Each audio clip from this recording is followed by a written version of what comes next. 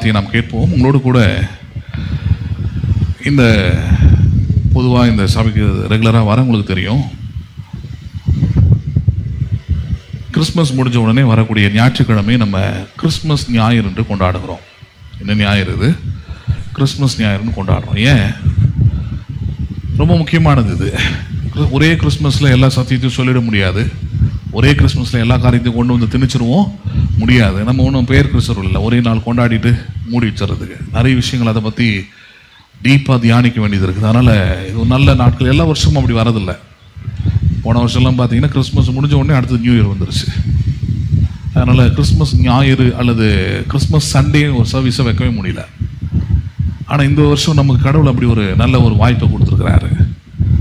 அதனால் அதை நம்ம கொஞ்சம் பயன்படுத்திக்கிறோம். அதனால தான் இன்றைக்கி ஃபுல்லாக கிறிஸ்மஸ் பாடல்களாக பாடின புது பாடல்களாக கிறிஸ்மஸ் ஆராதனை போலவே நடத்துகிறோம் நம்ம. சரி, அதனால் இந்த கிறிஸ்மஸ் ஞாயிறில் என்ன பண்ணுறோம்னா, அந்த கிறிஸ்மஸ் ஆராதனையில் பேசுறதுடைய தொடர்ச்சியை தான் நம்ம இங்கே செய்ய போகிறோம்.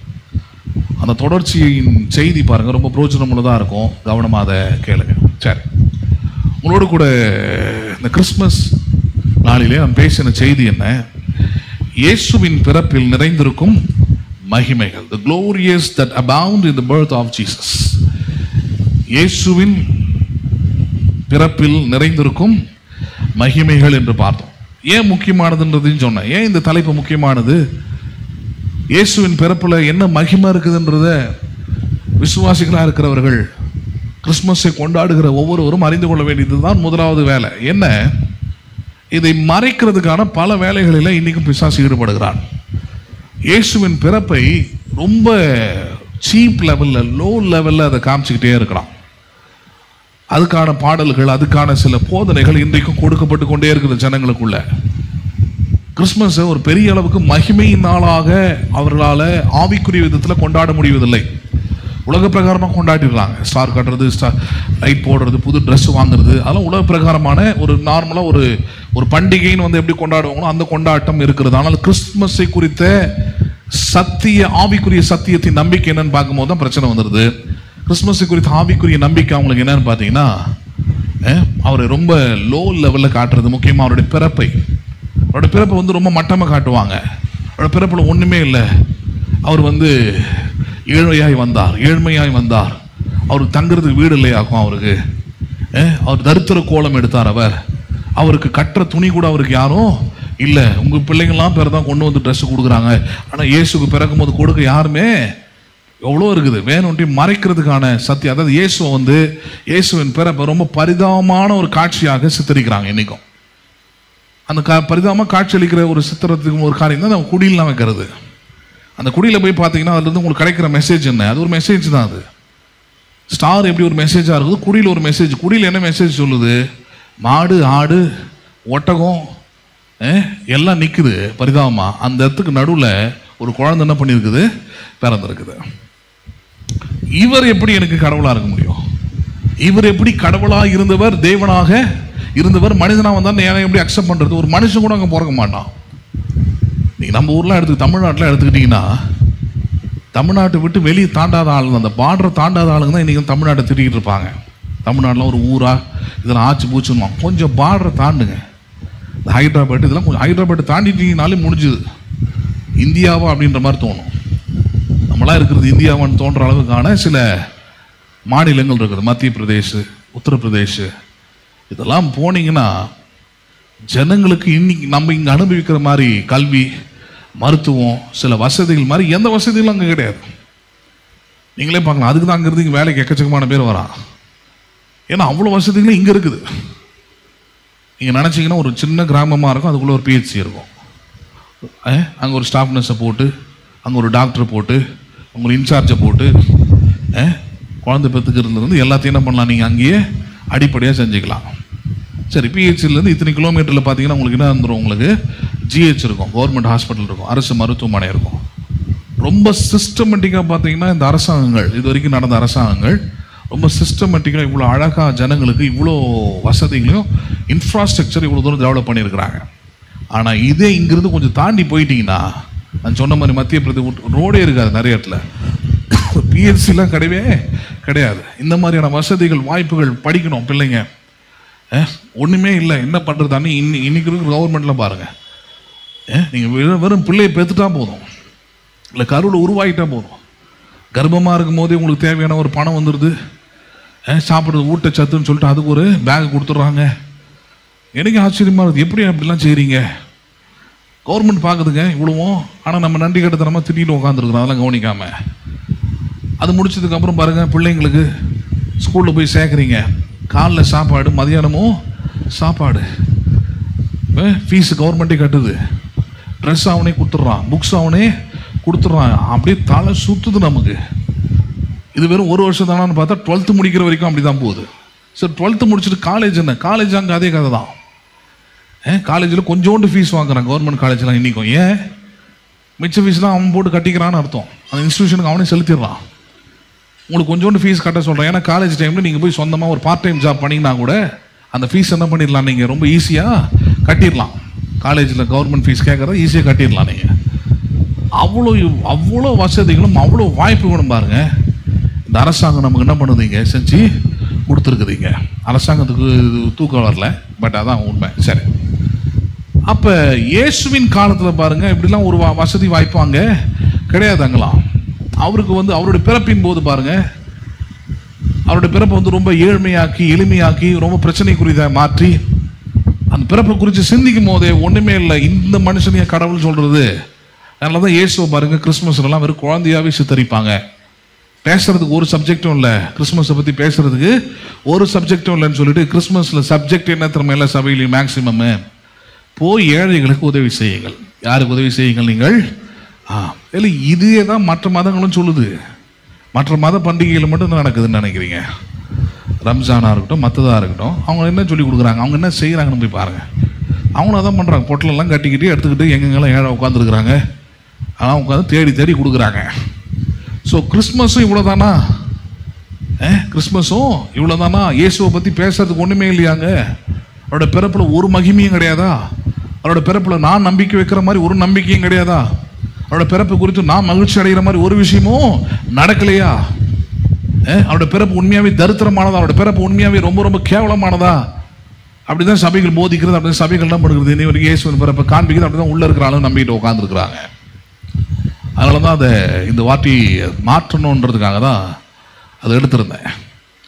இயேசுவின் பிறப்பில் அடங்கியிருக்கும் மகிமைகள். எங்கே அடங்கியிருக்குது மகிமை? அது இயேசுவின் பிறப்பில் அடங்கியிருக்குதுன்றதை எடுத்து காமிச்சேன். சரி, என்ன பார்த்தோம் அப்படி? ஏன் அதை பார்த்தோம்? ஏன்னா வசனம் அப்படி தான் சொல்லுது. எந்த வசனம்? இயேசுவின் பிறப்பை குறித்த நற்செய்தியாக தூதனால் அறிவிக்கப்பட்ட அந்த வசனங்கள் அதுதான் சொல்லுது. இயேசுவின் பிறப்பு அது மகிமை நிறைந்தது. இயேசுவின் பிறப்பு எப்படிப்பட்டது? அது பரிதாபமானது அல்ல.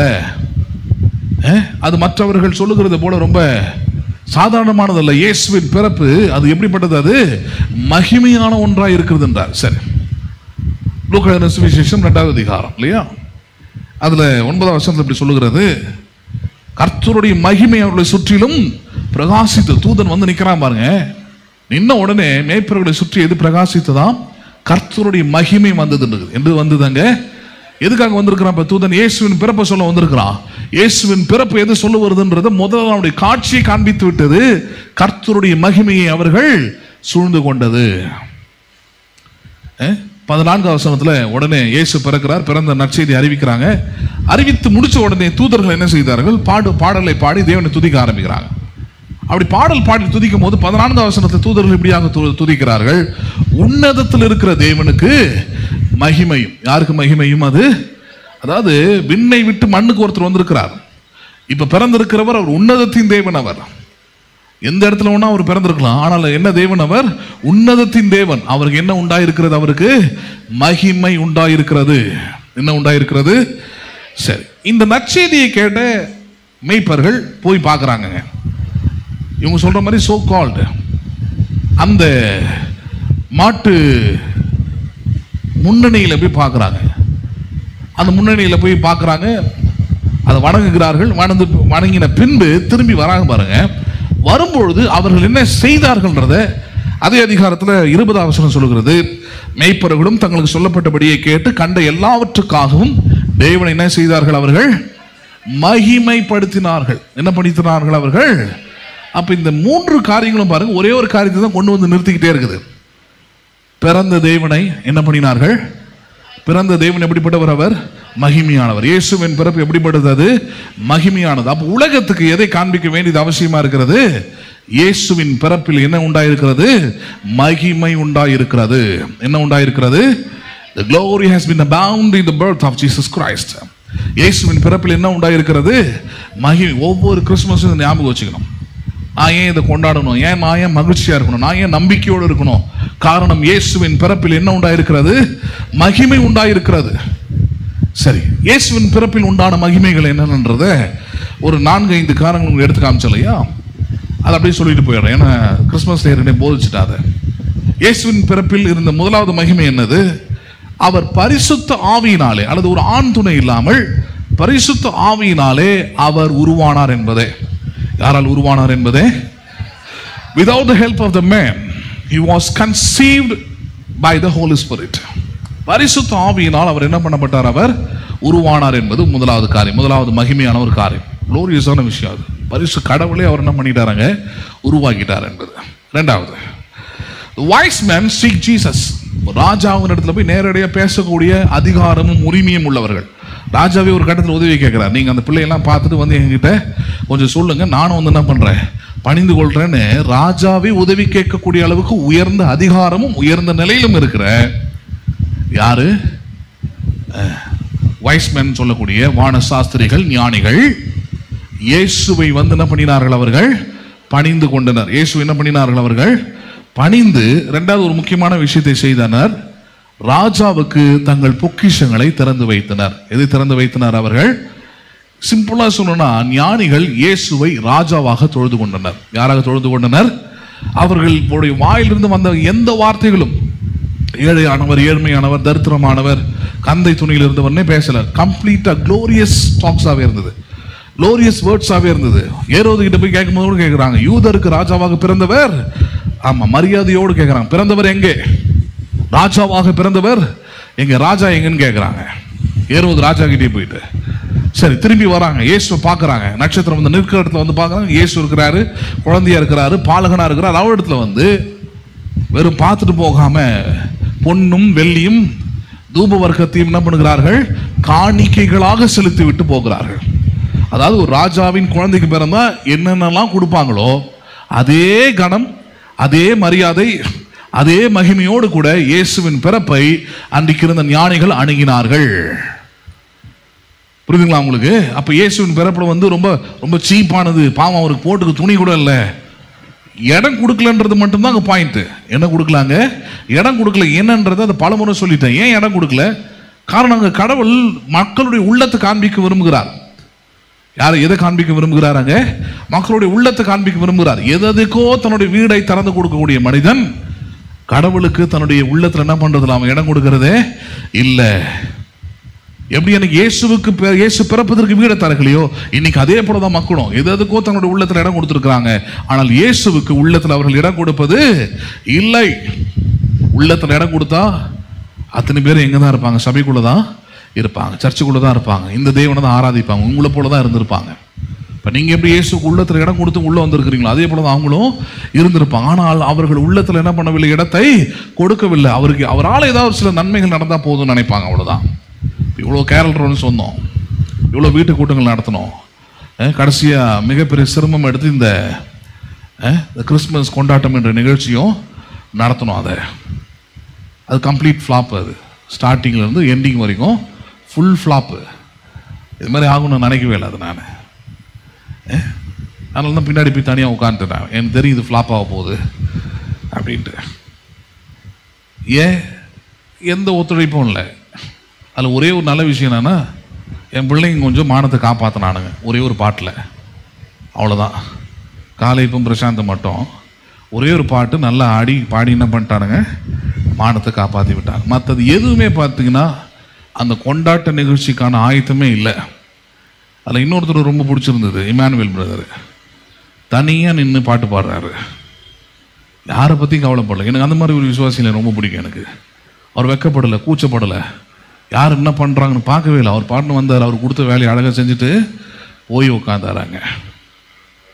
4வது கிஃப்ட் அவருக்கு தான் கொடுத்துருக்கணும், மறந்துட்டான். நீங்கள் நான் பேசுறது புரியுதுங்களா? அவனுக்கு சீரியஸான பிஸ்னஸ். பல ஆயிரம் கொடுத்து ஆயிரக்கணக்கில் கரண்ட் பில் கட்டி, நான் ஒன்றும் இங்கே ரோட்டில் திருட்டு கரண்ட் எடுத்து நடத்தலை, சில கிராமத்தை நடத்துகிற மாதிரி. ஏன்னா இவ்வளோ பேர் சும்மா விட்டு வச்சுருக்குறாங்க ரெசிடென்டல் ஏரியாவில். பேசுறது புரியுதுங்களா உங்களுக்கு? 3 இடத்துலையும் நடத்துகிறேன், மாடியில் நடத்துகிறேன், இங்கேயும் நடத்துகிறேன், கீழே நடத்துகிறேன். எப்படி அமைதியாக இருக்கிறாங்க யோசிச்சு பாருங்கள்.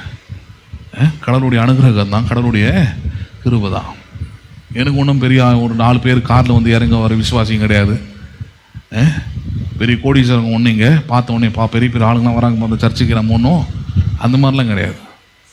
வரக்கூடிய நீங்கள் எல்லாருமே ரொம்ப கடவுளுடைய பிள்ளைங்க. ஆனால் எப்படி அனுமதிக்கிறாங்க அதெல்லாம் யோசிச்சு பார்க்கணும்.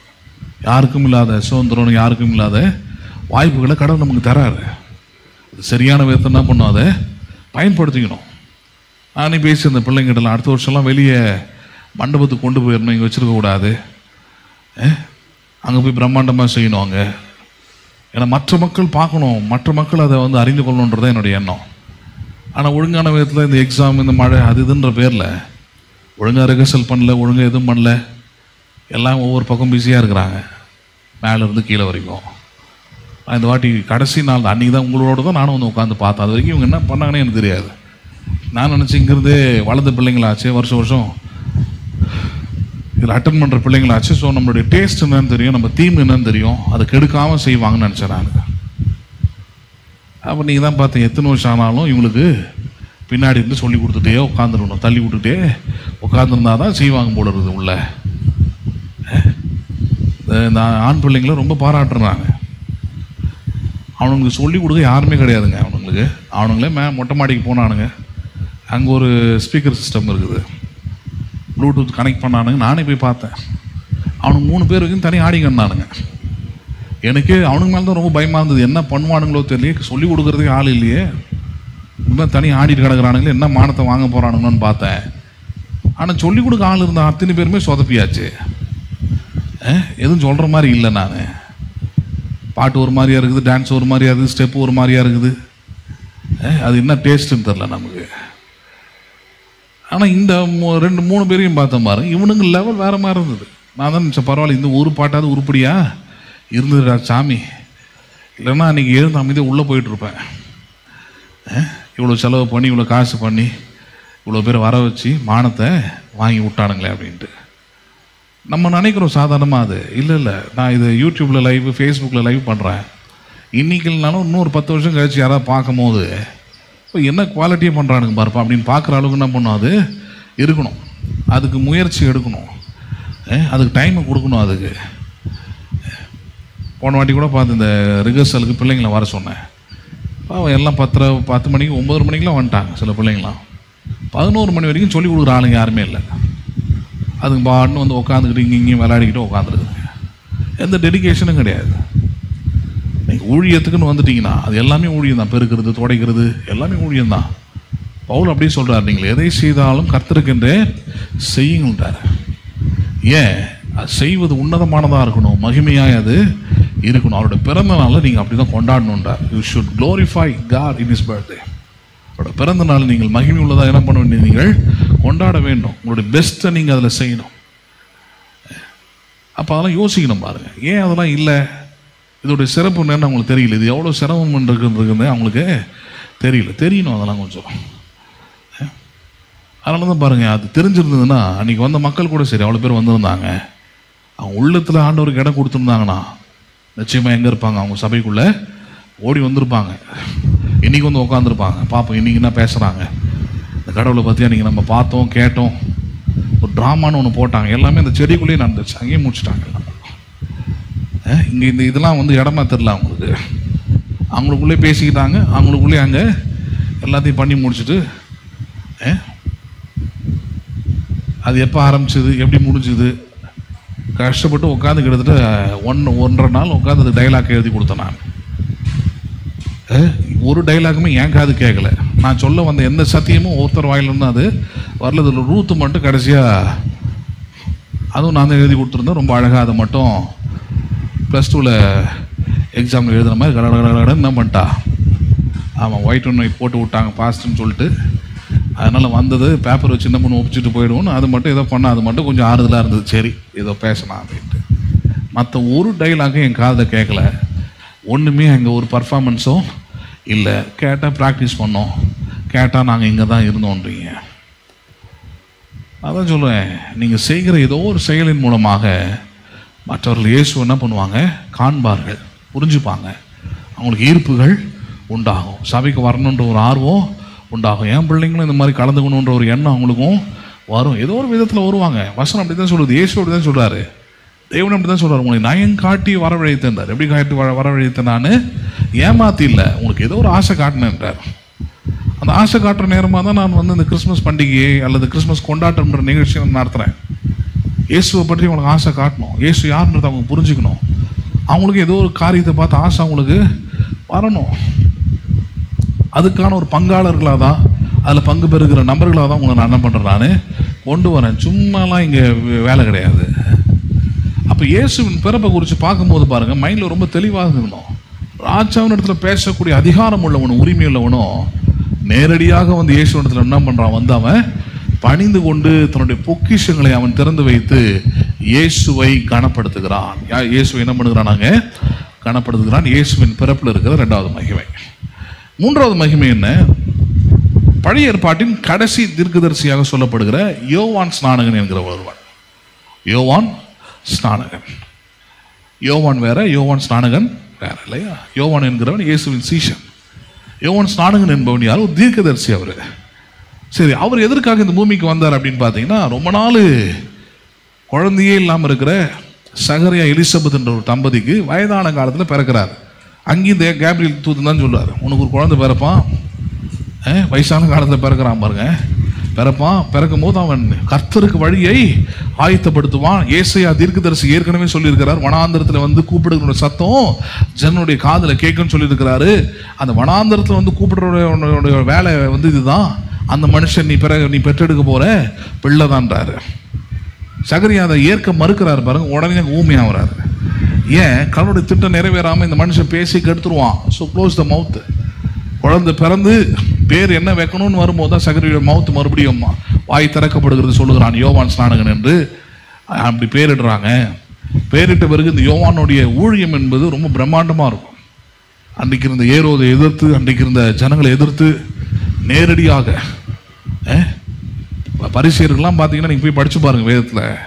பரிசேயர்கள்லாம் மார்க் சுவிசேஷம் 1வது அதிகாரத்தில் இருக்குது. பரிசேயர்கள்லாம் நேரடியாகவே லெஃப்ட் அண்ட் ரைட் வாங்குறாரு. விரியன் பாம்பின் குட்டிகளை வரும் கோபத்துக்கு தப்பித்துக் கொள்ள உங்களுக்கு வகை காட்டினவன் யாருன்றார். பரிசேயர்கள்லாம் ஜனங்க ரொம்ப மரியாதைக்குரிய மக்களாக பார்க்குறாங்க. ஏன்னா பக்திமார்கள் அவங்களாம். அவங்கள பார்த்து யோவான் ஸ்நானகன் கேட்குறாரு, ஞானஸ்நானம் எடுக்க வரான் பரிசேயர்லாம். அவனை பார்த்து கேட்குறாரு, விரியன் பாம்பின் குட்டிகள் என்றார், பிசாசின் பிள்ளைகள் என்றார். வேற ஒன்றும் இல்லை. விரியன் பாம்பின் குட்டினா பிசாசின் பிள்ளைகளே, உங்களெல்லாம் கடவுளுடைய கோபத்திலிருந்து தப்பித்துக் கொள்ள வழி காட்டினவன் யார்? எப்படா வரீங்க நீங்களாம் ஞானஸ்நானம் எடுக்குன்னு கேட்குறாரு. அவ்வளோ கடுமையாக பேசக்கூடிய மனிதன். கடைசி அவருடைய எல்லா தீர்க்கதரிசிகளை போலவே சில தீர்க்கதரிசிகள் போல அவருடைய உயிரும் பாருங்க சிறை சேதம் செய்யப்பட்டு அப்படிதான் கொலை செய்ய, தலையை வெட்டி கொள்றாங்க யோவான் ஸ்நானகனை. ஒரு நடனக்காரி அதை கேட்குறான். யோவான் ஸ்நானகன் ஒருத்தர் இருக்கிறான், அவன் பேசுறதுலாம் பாவத்தை பற்றி, பாவ மன்னிப்பை பற்றி பேசிக்கிட்டே இருக்கிறான், உறுத்திக்கிட்டே இருக்குதாக்கும். அவனை விட்டு வச்சுக்கிறது தப்பு அப்படின்னோடனே ராஜா கேட்குற, சரி அப்போ உனக்கு என்ன பரிசு ஏறுவது கேட்குறான் பாருங்க. அதுக்கு அந்த நடனக்காரி சொல்கிறா, எனக்கு இந்த யோவான் ஸ்நானகன் ஒரு தீர்க்கதரிசி அவனுடைய தலை வேணும்னு கேட்குறா. அவனை அரெஸ்ட் பண்ணி கொண்டு வந்து பாருங்க, சிறை சேதம் பண்ணி தட்டில் கொண்டு வந்து வைக்கிறாங்க. பைபிள் இருக்கு, போய் படிச்சு பாருங்க. பரிசு எப்படிலாம் அந்த நாட்கள். அப்படிப்பட்ட ஒரு சிறை சேதம் செய்யப்பட்ட யோவான் ஸ்நானகனுடைய ஊழியம் எதற்கானது? இயேசு கிறிஸ்துவுக்கு என்று வழியை ஆயத்தம் பண்ணும்படியாக தேவனால் அனுப்பப்பட்டான். யாருக்கு வழி ஆயத்தம் பண்ணும்படியாக? என்ன வழி ஆயத்தப்படுத்துறான்? பாவத்தை குறித்தும் நியாய தீர்ப்பை குறித்தும் தேவன் யார் என்பதை குறித்தும் கடவுள் வேணும் என்ற அறிவை குறித்தும் ஜனங்களுக்கு இரவும் பகலும் வனாந்தரத்திலிருந்து பேசுறான். எங்கிருந்து பேசுறான்? அதை ஊர்ல வந்து பேசினா பரவாயில்ல, வனாந்தரத்திலிருந்து சத்தமிட்டு சொல்றான். இதெல்லாம் கேட்கறதுக்கு ஜனங்க கூடி கூடி போய் கேட்கறாங்க. கேட்ட உடனே எல்லாருக்குள்ளேயும் மனம் திரும்பல் வருது, பாவத்தை குறித்த குற்ற உணர்வு வருது, கடவுளுடைய உதவி வேணும்ன்ற எண்ணம் வருது.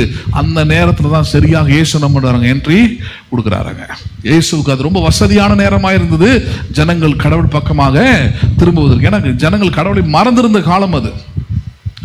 வெறும் பக்திகளையும் வெறும் மதத்தையும் பிடித்து கொண்டு திரிந்த காலங்கள் அது. வெறும் வேத பாரகர்களையும் பரிசேயர்களையும் இவங்களை பிடிச்சுக்கிட்டு அவங்க என்ன சொல்றாங்களோ அதை கேட்டு வாழ்ந்த காலம் அது. அப்படிப்பட்ட காலத்தில் யோவான் எழுந்து தேவனுடைய வார்த்தை பிரசங்கித்து பாவத்தை குறித்து, நீதியை குறித்து, நியாய தீர்ப்பை குறித்து சொன்னபடினாலே ஜனங்கள் உணர்வடைந்து, ஐயோ எங்களுக்கு ஒரு ரட்சகர் தேவை, எங்களுக்கு ஒரு மீட்பர் தேவை, எங்களுடைய கடவுள் தேவைன்ற அந்த எதிர்பார்ப்பில் இருக்கும்போதுதான் சரியாக இயேசு வந்து யோவான் ஸ்நானன் இடத்துல ஞான ஸ்நானம் பெறுகிறார். அங்கிருந்து அவருடைய ஊழியம் என்ன பண்ணுகிறது, ஆரம்பிக்கிறதாங்க. சரி, அப்ப இயேசுவின் பிறப்பில் இருக்கிற மூன்றாவது மகிமை என்னது? கடைசி தீர்க்கதரிசி அனுப்பி அவர் மூலமாக ஒரு மிகப்பெரிய ரட்சிப்பின் வழி எதை என்ன பண்றாங்க, ஆயத்தப்படுத்துகிறார். 3. 4வது காரியம் என்ன? ஒரு சாதாரணமான ஒரு கிராமத்தில் பிறந்த, ஒரு பெரிய அளவுக்கு படிப்பறிவு இல்லாத, உலக அறிவு இல்லாத ஒரு பெண்ணா இருக்கக்கூடிய மரியாள், அவளிடத்துல வந்து அவளால் நம்ப முடியாத ஒரு விஷயத்தை, அவளால் ஏற்க முடியாத ஒரு விஷயத்தை, அவரால் ஜீர்ணிக்க முடியாத ஒரு விஷயத்தை சொல்றாரு. நீ கர்ப்பவதி ஆகி ஒரு குமாரனை பெறுவாய், அவருக்கு இயேசு என்று பேரிடுவாயாக. அவன் அண்டு போயிடுறாவ. என்ன சொல்றீங்க, எனக்கு தான் புருஷனே கிடையாது அப்படின்னு கேட்டா சொல்றார், பரிசுத்த ஆவியானவர் உன்மேல் நிழலிடுவார், உன்னில் உருவாவது பரிசுத்தம் உள்ளது என்ன பண்ணுன்றாரு. இப்படிலாம் சொன்னதுக்கு அப்புறம் அவன் கேட்கறா, இதெல்லாம் எப்படி நடக்கும்னு கேட்கறா. அப்பதான் தேவதூதன் சொல்றார், தேவனாலே கூடாத காரியம் உண்டோன்னு ஒன்னு சொல்றா, நான் உமக்கு அடிமை, நான் உம்முடைய வார்த்தையின்படியே நான் விசுவாசிக்கிறேன், கீழ்ப்படுகிறேன்றா. அப்பதான் சொல்றான், அதுக்கு முன்னாடி கிருபை பெற்றவளே வாழ்க. எதை பெற்றவளே? நீ கிராமத்து பெண்ணா இருக்கலாம், படிக்காதவளா இருக்கலாம், ஆனா கடவுள் ஒண்ணுதான் தெரிந்து கொண்டிருக்கிறாரு. கடவுள் உன்னிலிருந்து தான் பிறக்க விரும்புகிறாரு.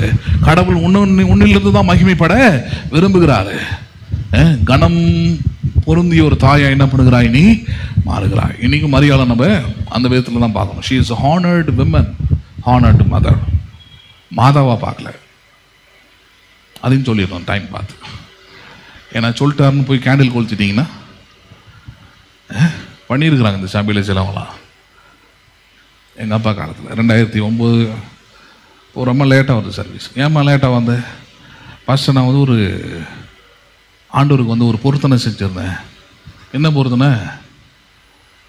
இல்லை இந்த இப்போ எனக்கு தான் இப்போ பெருசாக காட்டியிருக்கிறானே.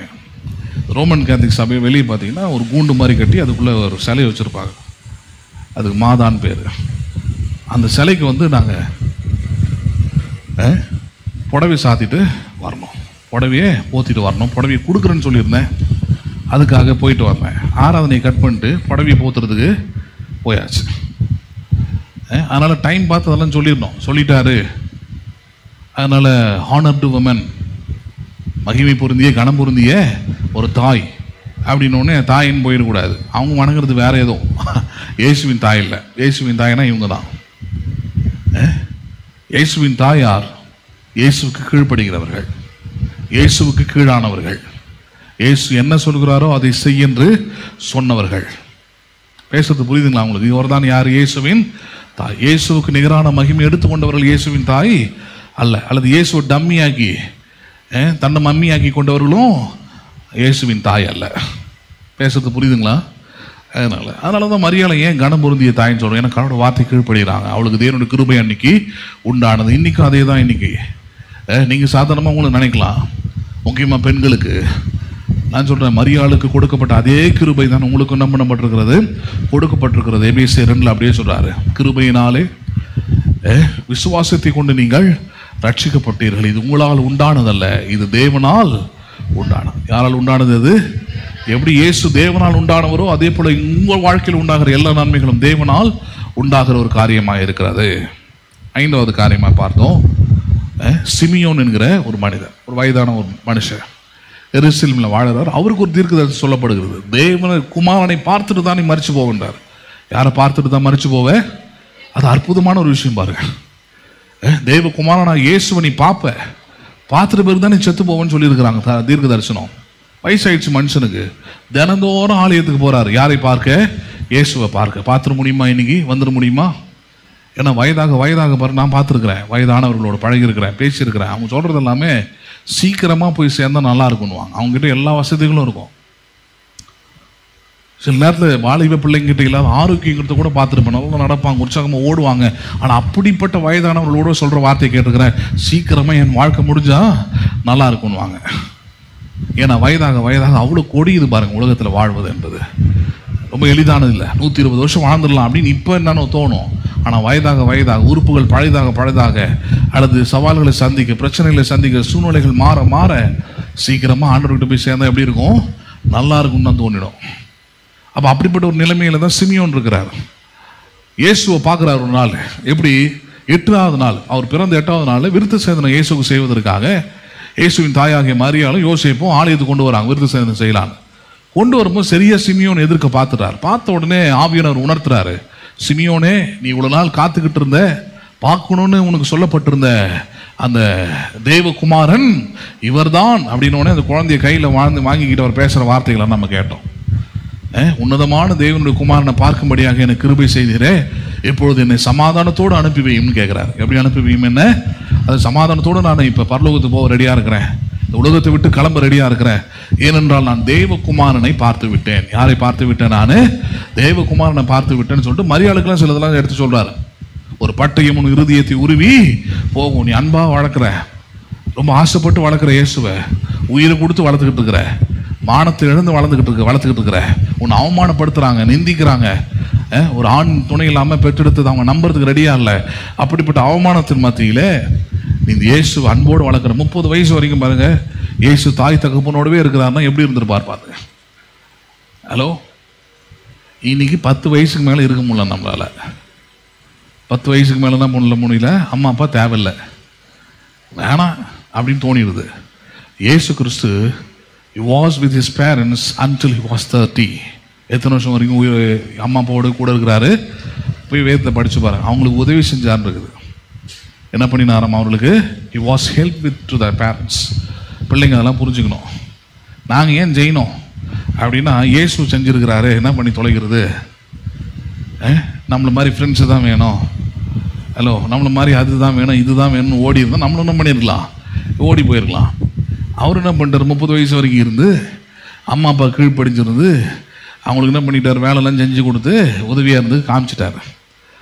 அங்கே மட்டும் இல்லை, அடித்து தொங்க விட்டுருக்குறாங்க மனுஷனை, சிலுவையில் தொங்கிட்டு இருக்கிறாரு. அங்கேயும் நிறுத்தலை. அங்கேயும் என்ன பண்ணல மனுஷன், அம்மா வந்து எந்த அளவுக்கு பாசம் பாருங்க மரியாள் மேலே, அம்மா மேலே. அங்கேயும் தொங்க விட்டுக்கிட்டு இருக்கிறாங்க, வழியில் துடிச்சிக்கிட்டு இருக்கிறாரு, ரத்தம் ஊற்றிக்கிட்டு இருக்குது. பார்க்குறாரு, சுற்றி முற்றி பார்க்குறாரு. பார்த்தாங்க ஒரு ஆள் இருக்கிறான். யார் அவன் பார்த்தா, அவன் அன்பின் சீசன் என்று அழைக்கப்படுகிறான். யார் என்று அழைக்கப்படுகிறான்? அதான் அவனுடைய குணாதிசயமே, அவனோட நேச்சுரே லவ் தான். யோவான் இயேசு ஒரு சீசரில் ஒருவன் அவன் இல்லையா? அவனுடைய குணமே பார்த்தீங்கன்னா அன்பு தான். பார்க்குறாரு, அம்மாவை யாரை நம்பி விட்டு போகலாம்? பேதுருவை நம்பி விட்டு போக முடியுமா? முடியாது. யாருன்னே தெரியாது, நடுவில் என்ன பண்ணுவான்? கொண்டு போய் எங்கே முதியோரில் சேர்த்துருவான். அவன் அந்த மாதிரி ஆள் அவன். வேற எவனே விட்டு போகலான்னு பார்த்தா எல்லாம் ஓடிட்டான். ஒரு ஆள் கூடாங்க இல்லை, ஒரே ஒரு சீசன் மட்டும் தான் தொடர்ந்து வரான். அதான் அன்பு பாருங்க. அன்பு ஒரு காலமும் ஒழியாது. இயேசுவோடைய சிலுவை வரைக்கும், சிலுவை மரணத்தை கண்ணால் பார்த்த ஒரே ஒரு ஆள் யோவான் தான். உயிர் போகும்போது வரைக்கும் கூட இருந்த ஒரே ஒரு சீசன் யாரு? யோவான் தான். மற்ற 11 பேர்ல ஒருத்தன் தூக்கு மாட்டி செத்து போனா, மிச்சம் 10 பேர் ஓடியே போயிட்டான். அதுக்கு முன்னாடியே ஒருத்தன் பாதிலே வந்து ஐயோ பெரிய தப்பு பண்ணிட்டேன்னு மனம் கஷ்டம், அதான் சாக்கணும். அவன் என்ன பண்ணிட்டான்? சேவல் கோவம் முன்னாடியே அவன் ஒரு பக்கம் ஓடிட்டான். பேதுரு யாருமே இல்லை, ஒரே ஒரு மனுஷன் நிற்கிறான், ஒற்றை மனுஷன். he called John.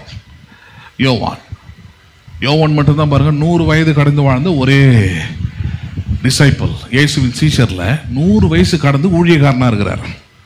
அந்த 1 யோவான் 2 யோவான் 3 யோவான்லாம் இருக்குது பாருங்க. அந்த டைம்ல தான் எழுதுறாரு. பத்மினி தீவில் ஏன் வெளிப்படுத்துற விஷயம் அவர் தான் எழுதுன அந்த யோவான். அந்த யோவான் தான் 100 வயது கடந்து அதெல்லாம் எழுதுறாரு. தரிசனத்தை பார்த்து எழுதுறாரு பாருங்க.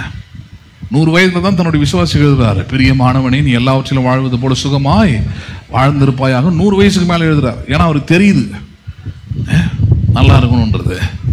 இயேசுவின் சீஷன் தான். அப்ப பார்க்குறாரு பாருங்க, சிலுவையில் தொங்கும் போது அம்மாவை பார்க்குறாரு. அம்மா கதறி அழுதுகிட்டு இருக்குது. சிமியோன் சொன்ன மாதிரி ஒரு பட்டயம் என்ன பண்ணுது? இருதயத்தை உருவ கடந்து போகிறது. அந்த நேரத்தில் அம்மாவுக்கு பெரிய ஆறுதல் தான் தெரியுமா மரியாளுக்கு. அவனை பார்த்து இவளை பார்த்துன்னு சொல்றாரு, இதோ உன்னுடைய மகன், அதோ உன்னுடைய தாய். முடிஞ்சு போச்சு. You want to care and you want to honor until his death. கடைசி மூச்சு வரைக்கும், கடைசி நொடி வரைக்கும் தன் தாயை கனம் பண்ணுகிற நல்ல ஒரு மகனாக என்ன பண்ணுறாங்க? காண்பிக்கிறார். அந்த அம்மாவுக்கு ஒன்றும் குழந்தை பிறக்காமல் இல்லை. இயேசு பிறந்ததுக்கு அப்புறம் ஒரு 5 பேர் இருக்கிறாங்க. யோசிப்புக்கும் அவங்களுக்கும் பிறந்தவங்க. ரோமன் கேத்தலிக்ஸ் அதை அக்செப்ட் பண்ணுறதில்ல. But that was the truth. அதில் ஒருத்தர் தான் நம்ம வேதத்தை படிக்கிற யாக்கோபு. யாக்கோபுன்னு ஒரு புத்தகம் இருக்கு இல்லையா, வெளிப்படுத்தின விசேஷத்துக்கு முன்னாடி இருக்கும், யூதாக்கு முன்னாடி. யாக்கோபு அவர் தான் இயேசுவோட கூட பிறந்த சகோதரன். அவர் இயேசு 30 வயசு வரைக்கும் வளர்றதெல்லாம் பார்க்குறாரு அவர் கூட இருந்து. அதனால தான் அவர் நாவை பற்றி, நாவின் அதிகாரத்தை பற்றிலாம் யாக்கோபு எழுதுறாரு. ரொம்ப அற்புதமாக இருக்கும் அவருடைய நிருபம் வந்து. இதெல்லாம் பார்க்குறாரு பாருங்க. அப்போ அந்த அவங்களெல்லாம் யாரையும் விட்டு போகல, யாரை நம்பி விட்டு போகிறாரு. அவருக்கு தெரியுது இவன் அன்பின் சீசன். 100 வயசு வரைக்கும் நல்லா என்ன பண்ணுவான், இவன் இருப்பான், எங்கள் அம்மாவை என்ன பண்ணுவான், நல்லா பார்த்துப்பான். So he was honoured. அப்போ சிமியோன் அதை தான் பார்த்து சொல்கிறாரு.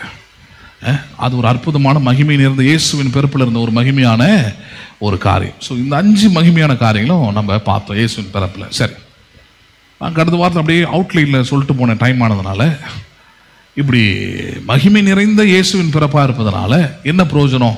சரி, அவருடைய பிறப்பு மகிமையானது அக்செப்ட் பண்ணிட்டோம். ஏன்னா இவ்வளோ விஷயங்களும் இருக்குது, இதை மறுக்கவே முடியாது ஒருவர் இது மகிமை இல்லைன்ட்டு.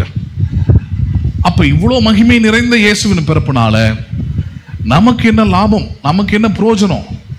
நம்ம என்ன வெறும் இயேசுவின் மகிமையாக பிறந்தார், அப்போ என்னவா காட்சி அளித்தார் அப்படின்னு பார்த்துக்கிட்டு வந்தோம்? இல்லை. அதில் ஒரு பிரயோஜனம் இருக்குதா? இல்லை. சில மதங்களை நம்ம பார்க்குறோம் இல்லையா, இப்போ கடவுள் என்ன அழகாக காட்சி கொடுத்தாருன்னு தட்டிட்டு போயிட்டே இருப்பான். என்ன பிரயோஜனம்? அதனால் ஒன்றும் கிடையாது. பேசுறது புரியுதுங்களா உங்களுக்கு?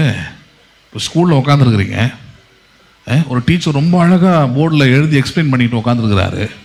பார்த்துட்டுப்பா இன்னும் அருமையாக சொல்லி கொடுக்குறான்னு கண்ணு தட்டிட்டு போனால் பாஸ் ஆகிடுவான். அவன் மண்டைக்குள்ளே ஏறினாதான், அவன் நோட்டில் எழுதினாதான் அது அவனுக்கு பிரயோஜனமாக இருக்கும், பாஸ் பண்ண முடியும், அடுத்த லெவலுக்கு அவன் முன்னேற முடியும், வாழ்க்கையில் உயர் படிப்பில் பார்க்க முடியும். அதே போல தான் கிறிஸ்தவத்தில் வந்து ஏதோ கண்ணை தொட்டு போனால், ஐயோப்பா இயேசு பார்த்து என்ன மாதிரி அற்புதம் பண்ணார், இயேசுவின் பிறப்பில் பார்த்து என்ன அதிசயமாக இருக்குது, என்ன மகிமை இருக்குது அப்படின்னு கண்ணத்தில் ஒத்திக்கிட்டு போனால் ஒன்றும் நடக்காது. அடுத்தது ப்ராக்டிக்கலாக வரணும். அதுதான் இன்னைக்கு பார்க்க போகிறோம். ப்ராக்டிக்கலாக இயேசுவின் மகிமை. இன்னைக்கு பார்க்க போகிற தலைப்பு மகிமை நிறைந்த இயேசுவின் பிறப்பு நம்மையும் மகிமையால் நிறைக்கிறது. யாருடைய பிறப்பு?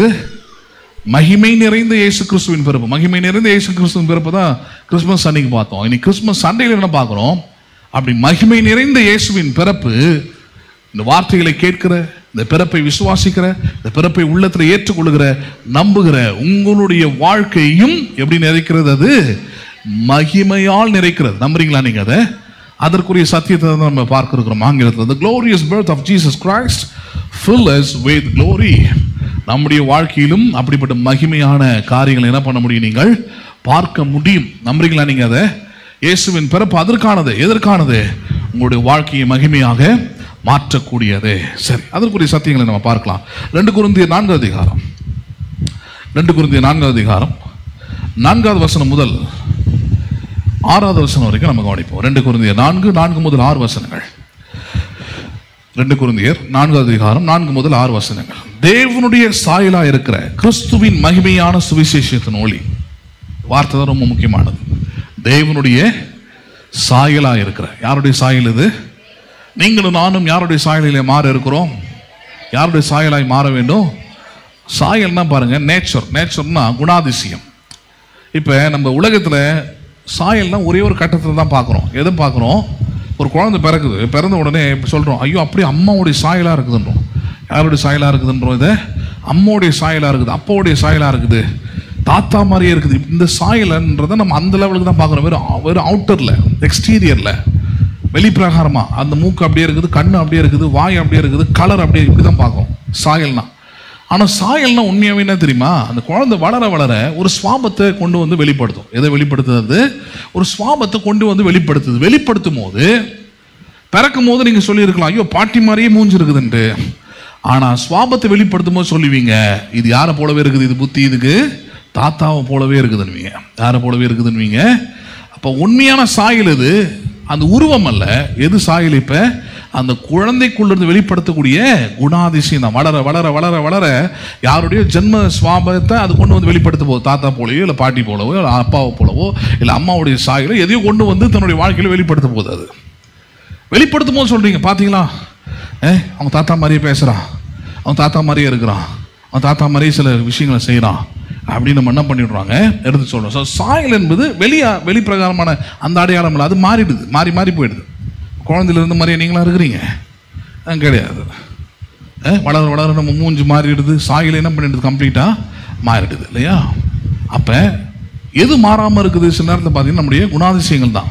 சில நேரத்தில் சிலவங்களாம் ரட்சிக்கப்பட்டு ஒழுங்காக ரட்சிக்கப்படலைன்னா, ஒழுங்காக கடவுளோட வார்த்தையை கேட்கலன்னா, சுவிசேஷத்தை ஒழுங்காக ஏற்றுக்கொள்ளாத உள்ளத்தோடையவங்க பாருங்க, ரட்சிக்கப்பட்ட பிறகு கூட அவங்களுடைய குடும்ப சாயல் என்ன பண்ணிகிட்டே இருப்பாங்க, அவங்க வெளிப்படுத்திக்கிட்டே இருப்பாங்க. ரொம்ப தப்பு அது.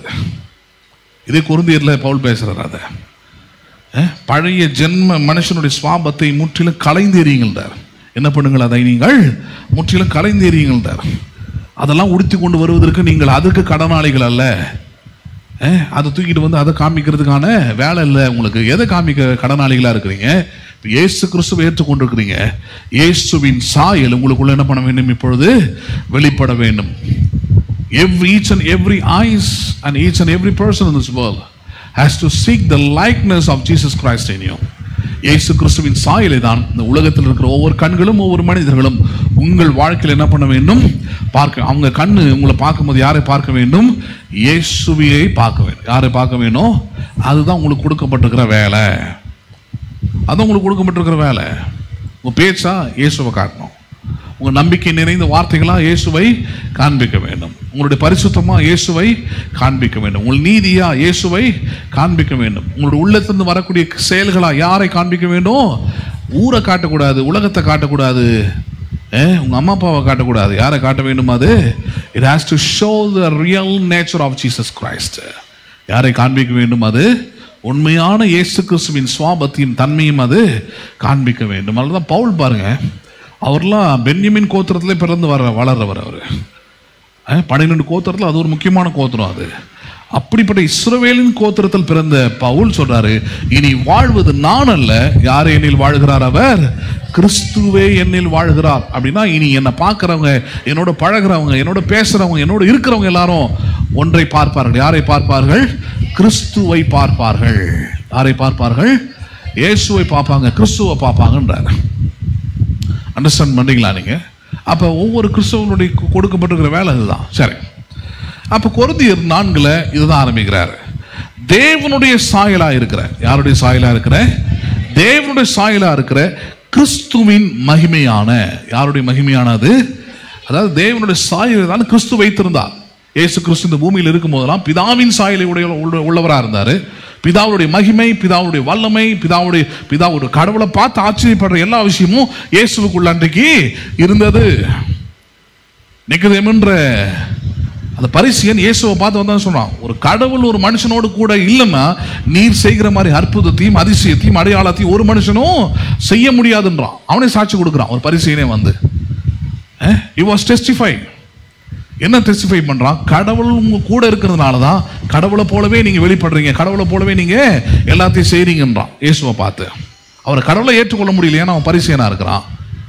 ஆனா நீங்களும் நானும் இல்லை, இயேசுவை தேவன் என்று ஏற்றுக்கொள்கிறோம். அப்ப அந்த இயேசு கிறிஸ்துவை குறித்த அந்த மகிமை இன்னைக்கு நமக்குள்ள எப்படி வரும்? அதான் கேள்வி. அன்னைக்கு பிதாவுக்கு இருந்த மகிமை இயேசுக்குள்ள இருந்தது. இயேசு இந்த உலகத்துல வாழும் போது பிதாவின் மகிமையை வெளிப்படுத்தினார். ஆனால் இன்றைக்கு இந்த உலகத்துல இந்த கட்டத்தில் வாழ்ந்து கொண்டிருக்கிற நமக்கு அந்த இயேசுவுக்கு இருந்த அந்த மகிமை, இயேசுவின் பிறப்பில் அடங்கியிருக்கிற அந்த மகிமைகள் எல்லாம் இன்னைக்கு நம்முடைய வாழ்க்கையில, நம்முடைய குடும்பத்துல எப்படி வர முடியும்? அதான் அடுத்த வார்த்தை பயன்படுத்துறாரு. எப்படி வர முடியும்? சுவிசேஷத்தின் ஒளி என்றார். என்ன ஒளி அது? சுவிசேஷம் நமக்கு தெரியும், நற்செய்தி. நற்செய்தி என்றால் தேவனுடைய வார்த்தை. அப்ப இன்னைக்கு இயேசு கிறிஸ்துவுக்குள்ள இருக்கிற அந்த மகிமையான ஒளி நமக்குள்ள வர வேணும்னா நமக்குள்ள எது இருக்க வேண்டும்? இப்பொழுது இயேசுவின் வார்த்தைகள், இயேசுவின் வசனங்கள், இயேசுவின் சத்தியங்கள் நமக்குள்ள இருந்தால் மட்டும்தான் இயேசுவுக்கு இருந்த அதே மகிமையின் ஒளி யாருக்குள்ள இருக்க முடியும்? அது நம்முடைய வாழ்க்கையிலும் காணப்படும், நம்முடைய வாழ்க்கையிலும் வெளிப்படும், நம்முடைய சுவாபத்தில் வெளிப்படும், நம்முடைய குடும்பத்தில் வெளிப்படும், நம்முடைய வேலையில் வெளிப்படும், நம்முடைய செயல்களில் வெளிப்படும், நம்முடைய காரியங்களில் அது வெளிப்படும். எது வெளிப்படும்?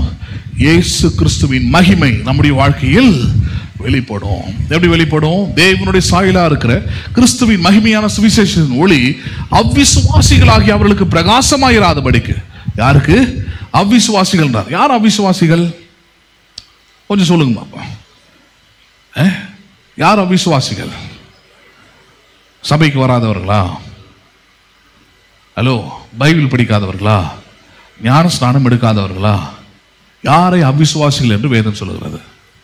யார் தெரியுமா அவிசுவாசிகள்? விசுவாசம் எதனாலே வரும்? விசுவாசம் எதனாலே வரும்? ரோமர் சொல்றார், விசுவாசம் எதனாலே வரும்? கேள்வியினாலே வரும். கேள்வி எதிலிருந்து வர வேண்டும்?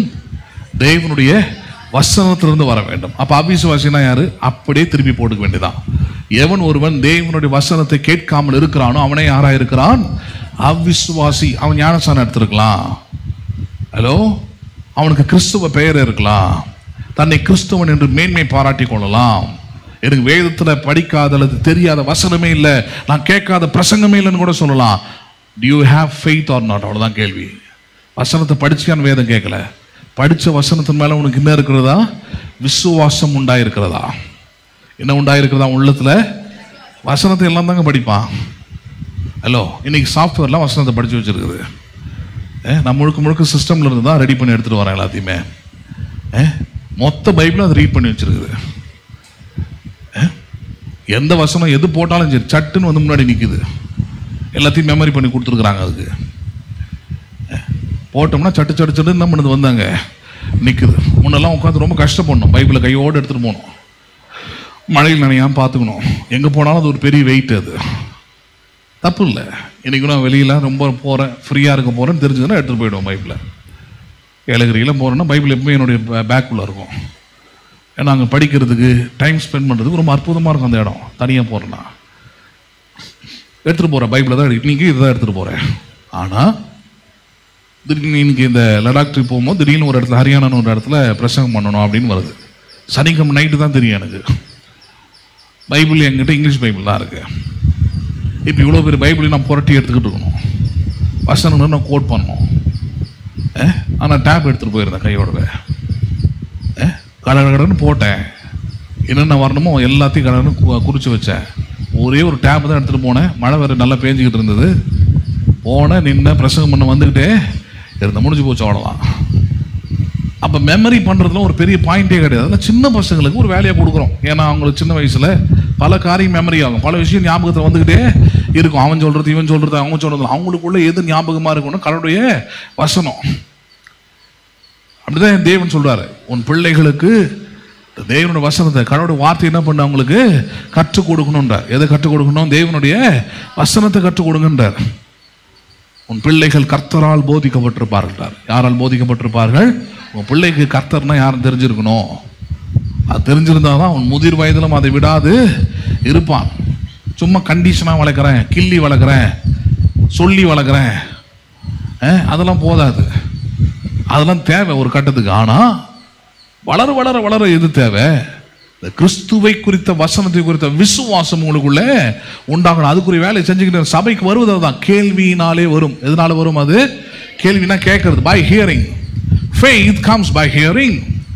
அப்ப இயேசுவுக்குள்ள இருந்த மகிமையின் சுவிசேஷத்தின் ஒளி இன்னைக்கு ஏன் விசுவாசியோட வாழ்க்கையில் இல்லை, குடும்பங்களில் இல்லை, பிள்ளைகளுடைய வாழ்க்கையில் இல்லைன்னா உள்ளத்துல இயேசுவின் வார்த்தைகளை குறித்த விசுவாசம் அங்கு இல்லாதபடியினாலே. பேசுறது புரியுதுங்களா உங்களுக்கு? அதை பத்தி தான் இங்க பேசுறாரு. அவ்விசுவாசிகளாகிய அவர்களுக்கு பிரகாசமா இராதபடிக்கு இப்பிரபஞ்சத்தின் தேவனானவன் அவர்களுடைய மனதை என்ன பண்ணிருக்கிறான்? அவன் குருடாக்கி இருக்கிறான். பிசாசு என்ன பண்ணிடுறானா, மனதே நீ கடவுளுடைய வார்த்தையில கேட்கறதுக்கு டைம் கொடுக்காத. ஹலோ, இப்போ கிறிஸ்மஸ் ஃபங்க்ஷன் எடுத்துப்போம், வந்தவங்க நல்லா மாட்டுவாங்க. அப்போதான் ஏன் வந்தாங்க அப்படின்னா டான்ஸு ட்ராமா இது சொன்னதுனால வந்தாங்க. அவங்க கண்களுக்கு ஏதோ ஒரு விருந்து கிடைக்கும், அவ்வளோதான். செவிகளுக்கு விருந்துக்கு வரல.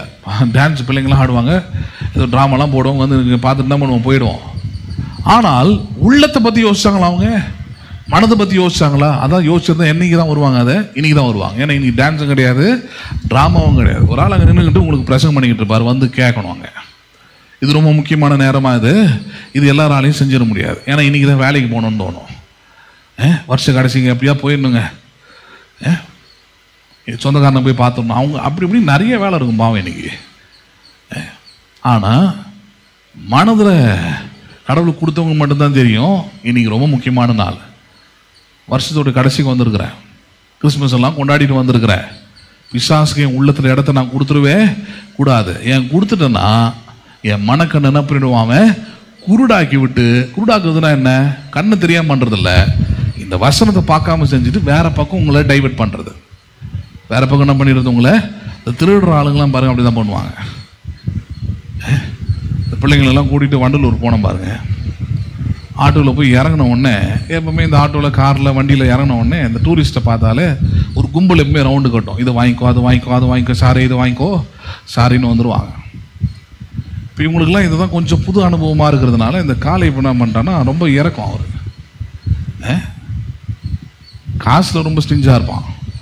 என்கிட்டே ஒரு பைசானாலும் கணக்கு விட்டுனா இவ்வளோ வருது, 370 ரூபா 50 பைசானா அப்படி வாங்கிடுவான். ஆனால் அன்றைக்கி பார்த்தேன் பாருங்க, ஆட்டோ அவன் 2 ஆட்டோவும் போனோம். ஒரு ஆட்டோவில் அவன் இறங்கினா, இன்னொரு ஆட்டோவில் பின்னாடி நான் இறங்கினேன். பின்னாடி வந்தவனா முன்னாடி போயிட்டு இவன் ஆளை காணோம்.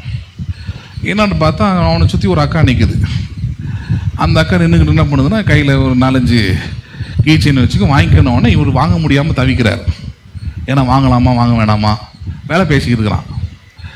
நான் திரும்பி பார்த்தேன், என்னடா பண்ணிக்கிட்டு இருக்கிற அப்படின்னா, ஒரு கிளாஸில் ஒரு கீச்சைன் மாதிரி வச்சு இந்த அம்மா விற்றுக்கிட்டு இருக்கிறேன்.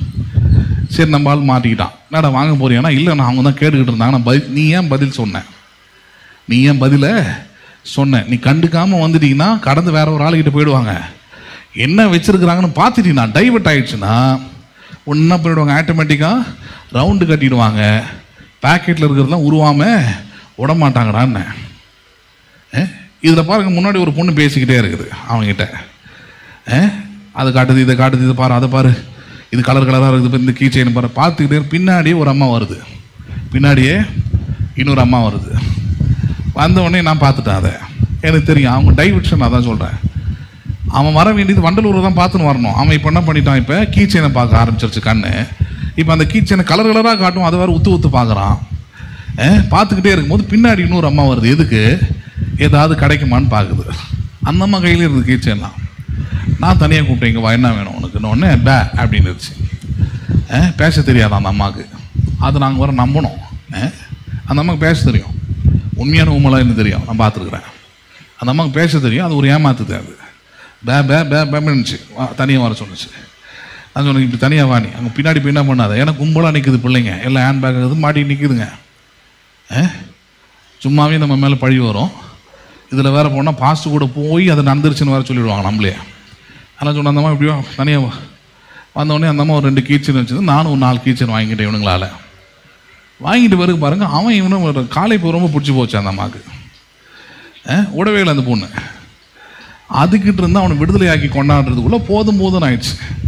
2 கீச்சன் அதுக்கிட்ட வாங்கிக்கிட அப்படின்னு சொல்லி வாங்க வச்சு, அப்புறம் அவனை பிடிச்சி இழுத்துட்டு வந்து சொன்னேன், இங்கே பாரு, வெளியெல்லாம் வரும்போது இது சாதாரணம்.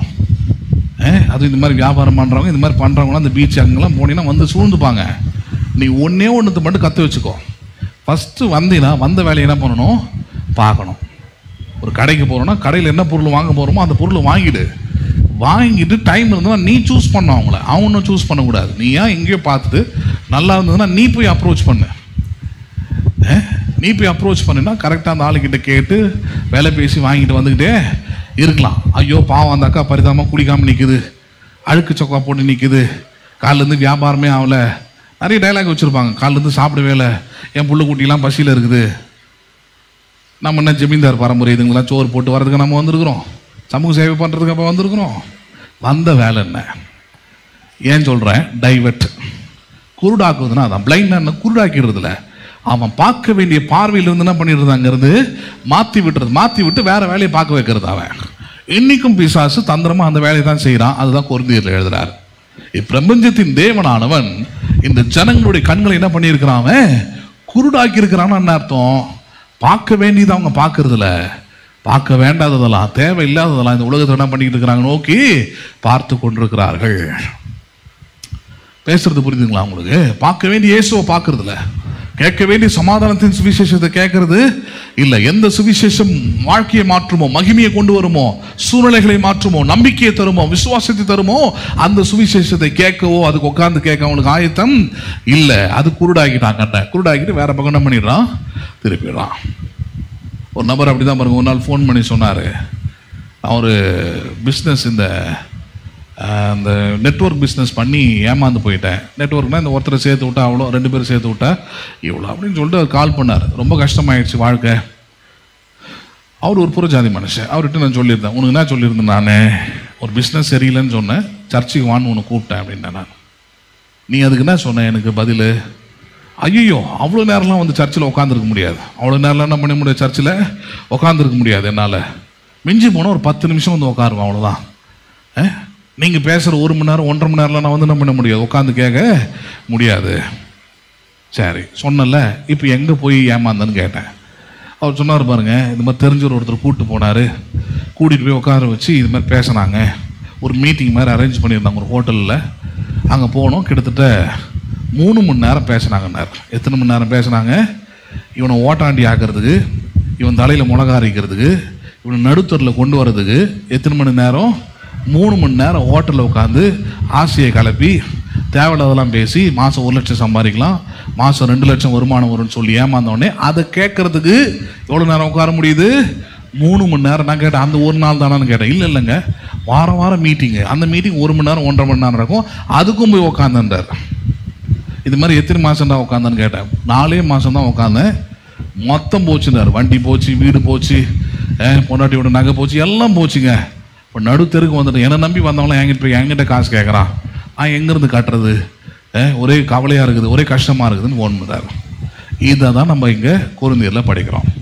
பிசாசானவன் பாருங்க, சுவிசேஷத்தை கேட்கறது கஷ்டம்ன்றதை என்ன பண்ணிடுறான், அவங்களுக்குள்ள உண்டு பண்ணிடுறான். இங்கே உள்ள வந்து உட்கார்ந்துருக்கிற நிறைய பேர் கூட சரி, அந்த எண்ணம் உங்களுக்குள்ள வரலாம். வரும்போது உங்களுக்கு தான் புரியணும், பிசாசை பிரபஞ்சத்தின் தேவனானவன் என் மனக்கண்ண என்ன பண்றாம குருடாக்கி இதே இடத்துல 10 ரூபாயை 1000 ரூபாயாக மாற்றுவது எப்படி? உங்ககிட்ட இருக்கிற 10 சவரன் நகையை 100 சவரனாக மாற்றுவது எப்படி அப்படின்னு சொன்னா எத்தனை பேர் காது கொடுத்து கேட்க ரெடியா இருப்பீங்க? தூக்கம் வரும், 7வது வானத்துக்கு டிராவல் பண்ணுவீங்க. சொல்லுங்க பார்ப்போம், மைண்ட் எங்கே டைவர்ட் ஆகும், கரெக்டாக இருக்கும். எப்படி 100 சவரம் நம்ம கிடைக்கும் கேட்டுருவோம். அந்த டெக்னிக் என்ன பண்ணுவோம், தெரிஞ்சுப்போம். என்ன வழி சொல்கிறாருன்னு கேட்டு நான் சொல்கிறேன், அதுக்கெல்லாம் மேலானதை தான் பிரசங்கம் பண்ணிக்கிட்டு இருக்கிறேன். நித்தியமாய் உங்களுக்கு உதவி கூட தான் பிரசங்கம் பண்ணிக்கிட்டு இருக்கிறேன். ஆனால் இந்த இடத்துல பவுல் சொல்றாரு, பிசாசானவன் அவர்கள் மனக்கண்ணை என்ன பண்ணுகிறான், அவன் குருடாக்கி என்ன பண்ணுகிறான், தேவனுடைய சாயலா இருக்கிற கிறிஸ்துவின் மகிமையான சுவிசேஷத்தின் ஒளி அவ்விசுவாசிகளாகி அவர்களுக்கு பிரகாசமாயிராதபடிக்கு இப்பிரபஞ்சத்தின் தேவனானவன் அவருடைய மனக்கண்ணை குருடாக்கி நாங்கள் எங்களையே பிரசங்கியாமல் கிறிஸ்துவை இயேசுவை கர்த்தர் என்றும் எங்களையோ இயேசுவின் நிமித்தம் உங்கள் ஊழியக்காரர் என்றும் பிரசங்கிக்கிறோம். இருளிலிருந்து வெளிச்சத்தை பிரகாசிக்க சொன்ன தேவன். எங்கிருந்து எதை சொல்றாரா? இந்த கடவுள் எவ்வளவு அற்புதமானவர் பாருங்க. நீங்கள் தேடி வந்திருக்கிற கடவுள், நீங்கள் ஏற்றுக்கொண்டிருக்கிற இந்த ஆண்டவராக இயேசு என்ன சொல்லி கொடுக்கிறாரா? இருளில் இருக்காதே, இருளில் இருந்து எங்க வந்து விடு, வெளிச்சத்துக்கு வந்து விடு. Come into the light. Don't stay at night. Don't stay in the darkness. இருளில் இருக்காதன்றாரு. விஷயம் தெரியாம உட்கார்ந்து இருக்காத, புரியாத இடத்துல போயிட்டு நேரத்தை ஸ்பெண்ட் பண்ணாத. Come into the light. தேவன் யார் என்கிற அறிவை உண்டாக்குற இடத்துல வந்து உட்காரு, வசனத்தை கேள். வாழ்க்கையை மாற்றக்கூடிய, மனதை மாற்றக்கூடிய, சூழ்நிலைகளை மாற்றக்கூடிய, உனக்கு நம்பிக்கை தரக்கூடிய, விசுவாசத்தை தரக்கூடிய அந்த வசனத்தின் மேல் கவனத்தை வை. அதுக்கு பிரபஞ்சத்தின் தேவனாய் இருக்கிற பிசாசானவன் மனக்கண்ணை குருடாக்குகிறான், மைண்டை டைவர்ட் பண்றான். அதுக்கு நேரத்தை கொடுக்காதுன்றாரு, அதுக்கு வாய்ப்பு அவனுக்கு தராத. கவனமா கேளு. ஏன் கேளு? இருளிலிருந்து வெளிச்சத்தை பிரகாசிக்க சொன்ன தேவன் இயேசு கிறிஸ்துவின் முகத்தில் உள்ள தமது மகிமையான அறிவாகிய ஒளி. இயேசு கிறிஸ்து கிட்ட இருந்து என்ன கிடைக்குது? இப்பொழுது பிரசங்கத்தின் மூலமாக என்ன கிடைக்குது? இயேசு கிறிஸ்துவில் உள்ள மகிமையின் ஒளி, அறிவின் ஒளி என்றார். என்ன ஒளி அது? அறிவு. How you get knowledge? யோசிச்சு பாருங்க. அறிவு எப்படி கிடைக்கும்? வெறும் அனுபவத்தில் கிடைப்பது அல்ல. அறிவு எப்படி கிடைப்பதல்ல, வெறும் அனுபவத்தில் கிடைப்பது அல்ல. அறிவு எப்படி கிடைக்குது? இப்போ ஸ்கூலுக்கு போறீங்க, you are learning something, you are getting knowledge from some subject. ஏதோ ஒரு சில காரியங்களை குறித்து நீங்கள் அறிந்து கொடுக்கிறீர்கள் அப்படின்னா யாரும் ஒருத்தவங்க உங்களுக்கு என்ன பண்ணியிருக்கிறாங்க, எடுத்து சொல்லியிருக்கிறாங்க, போதிச்சிருக்கிறாங்க, அந்த அறிவை ஊட்டி இருக்கிறாங்க, அந்த அறிவை உங்களுக்கு கொடுத்துருக்கிறதுனால தான் ஃபிசிக்ஸ் என்னன்னு தெரியுது, மேக்ஸ் என்னன்னு தெரியுது, மேக்ஸில் ஆடுனா என்னன்னு தெரியுது, சப்ட்ராக்ஷன்னா என்னன்னு தெரியுது, மல்டிப்ளிகேஷன் என்னன்னு தெரியுது. இதெல்லாம் எப்படி வந்துச்சு இந்த அறிவு? someone has taught you, someone has teach you. யாரோ உங்களுக்கு என்ன பண்ணியிருக்கிறாங்க, அதை போதிச்சிருக்கிறாங்க, எடுத்து சொல்லியிருக்கிறாங்க, அதை நீங்கள் கேட்டுருக்கிறீங்க. இல்லைன்னா என்ன பண்ணோம்? 2+1 என்ன? அந்த மொபைல் எடு, அந்த கால்குலேட்டர் ஓப்பன் பண்ணி, எது 2+1 ஹலோ, பேசுறது புரியுதா இல்லையா? சயின்டிஃபிக் கால்குலேட்டர்லாம் கொடுத்தா நிறைய பேருக்கு டிவிஷன் எது, சப்ட்ராக்ஷன் எது, புரியுதா இல்லையா? ஆட் எது, எதுவுமே தெரியாது நிறைய பேருக்கு. அதுக்கு ஒரு கூகுளில் போட்டு தேடி பார்க்கணும். அந்த மாதிரி ஆயிடுது நிறைய பேருக்கு. ஆனா இது அப்படி இல்லை. உட்காந்து கரெக்டாக லேர்ன் பண்ணிட்டீங்கன்னா, சம்மோன டீச்சிங் அதை கேட்டுட்டீங்கன்னா, நான் சொல்றேன், இங்க பவுல் தான் சொல்லி கொடுக்குறார், கிறிஸ்துவின் முகத்தில் உள்ள அவருடைய அறிவாகிய ஒளி என்ன பண்ணுகிறதா, தோன்றும் பொண்ணும் பொருட்டாக எங்கள் இருதயங்களில் அவர் என்ன பண்ணினார், அவர் பிரகாசித்தார். கிறிஸ்துவை பற்றி வந்து கேட்குறீங்க, இந்த கேட்கறது தான் அறிவு. இந்த அறிவை நீங்க உள்வாங்கிட்டீங்கன்னா போதும். நான் சொல்றேன், உங்கள் உள்ளத்தில் அவர் என்ன பண்ண ஆரம்பிக்கிறார், அவர் பிரகாசிக்க ஆரம்பிக்கிறார். எங்க பிரகாசிக்க ஆரம்பிக்கிறாரு? உள்ளங்கள் பலப்பட ஆரம்பிக்கிறது, உள்ளங்கள் நம்பிக்கையுள்ளதாக மாறுகிறது, உள்ளங்கள் தைரியமாக சூழ்நிலைகளை சந்திக்க ஆரம்பிக்கிறது. உள்ளங்கள் இப்பொழுது இயேசுவின் அறிவை பெற்றுக்கொள்ளும் பொழுது, இயேசு யார் என்கிற அறிவை பெற்றுக்கொள்ளும் பொழுது, இயேசு யார் என்கிற விசுவாசத்தை பெற்றுக்கொள்ளும் பொழுது, நான் சொல்றேன், உள்ளங்கள் இப்பொழுது என்ன பண்ணுகிறது, மகிழ்ச்சியால் பொங்குகிறது, நம்பிக்கை உண்டாது. முன்ன எதுக்கெல்லாம் பயந்தீங்களோ இப்ப அதெல்லாம் தைரியமா சந்திக்கிறீங்க. உன்னை எதெல்லாம் தட்டி தடவிட்டு உட்காந்துருந்தீங்களோ இப்ப அதெல்லாம் தைரியமா எடுத்து செயல்படுறீங்க. எப்படி இந்த தைரியம் வந்தது, எப்படி இந்த துணிச்சல் வந்தது, எப்படி இந்த சூழ்நிலைகள் மாறினது? காரணம், இயேசுவின் முகத்தில் உள்ள அந்த அறிவாகிய ஒளி உங்களுக்குள் வந்தபடியினாலே உங்கள் இருதயங்களிலே இயேசு என்ன பண்ணுகிறார், இன்றைக்கு பிரகாசிக்கிறவராக இருக்கிறார். என்ன பண்ணுகிறவராக இருக்கிறார் அவர்?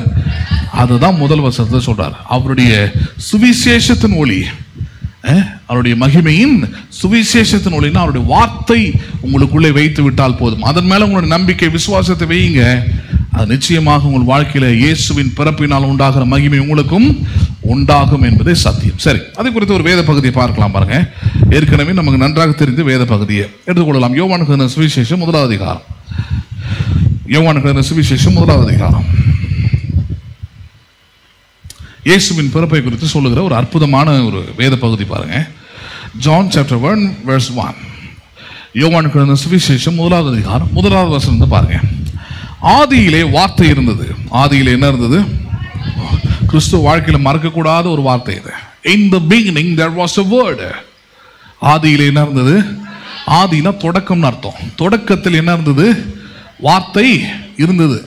நான் இன்னைக்கு சொல்றேன், நீங்கள் கிறிஸ்துவுக்குள் வாழ்வது, கிறிஸ்துவுக்குள் வளர்வது, கிறிஸ்துவின் மேல் நம்பிக்கை வைப்பது எல்லாத்துக்கும் தொடக்கமா என்னவா தான் இருக்கணும்?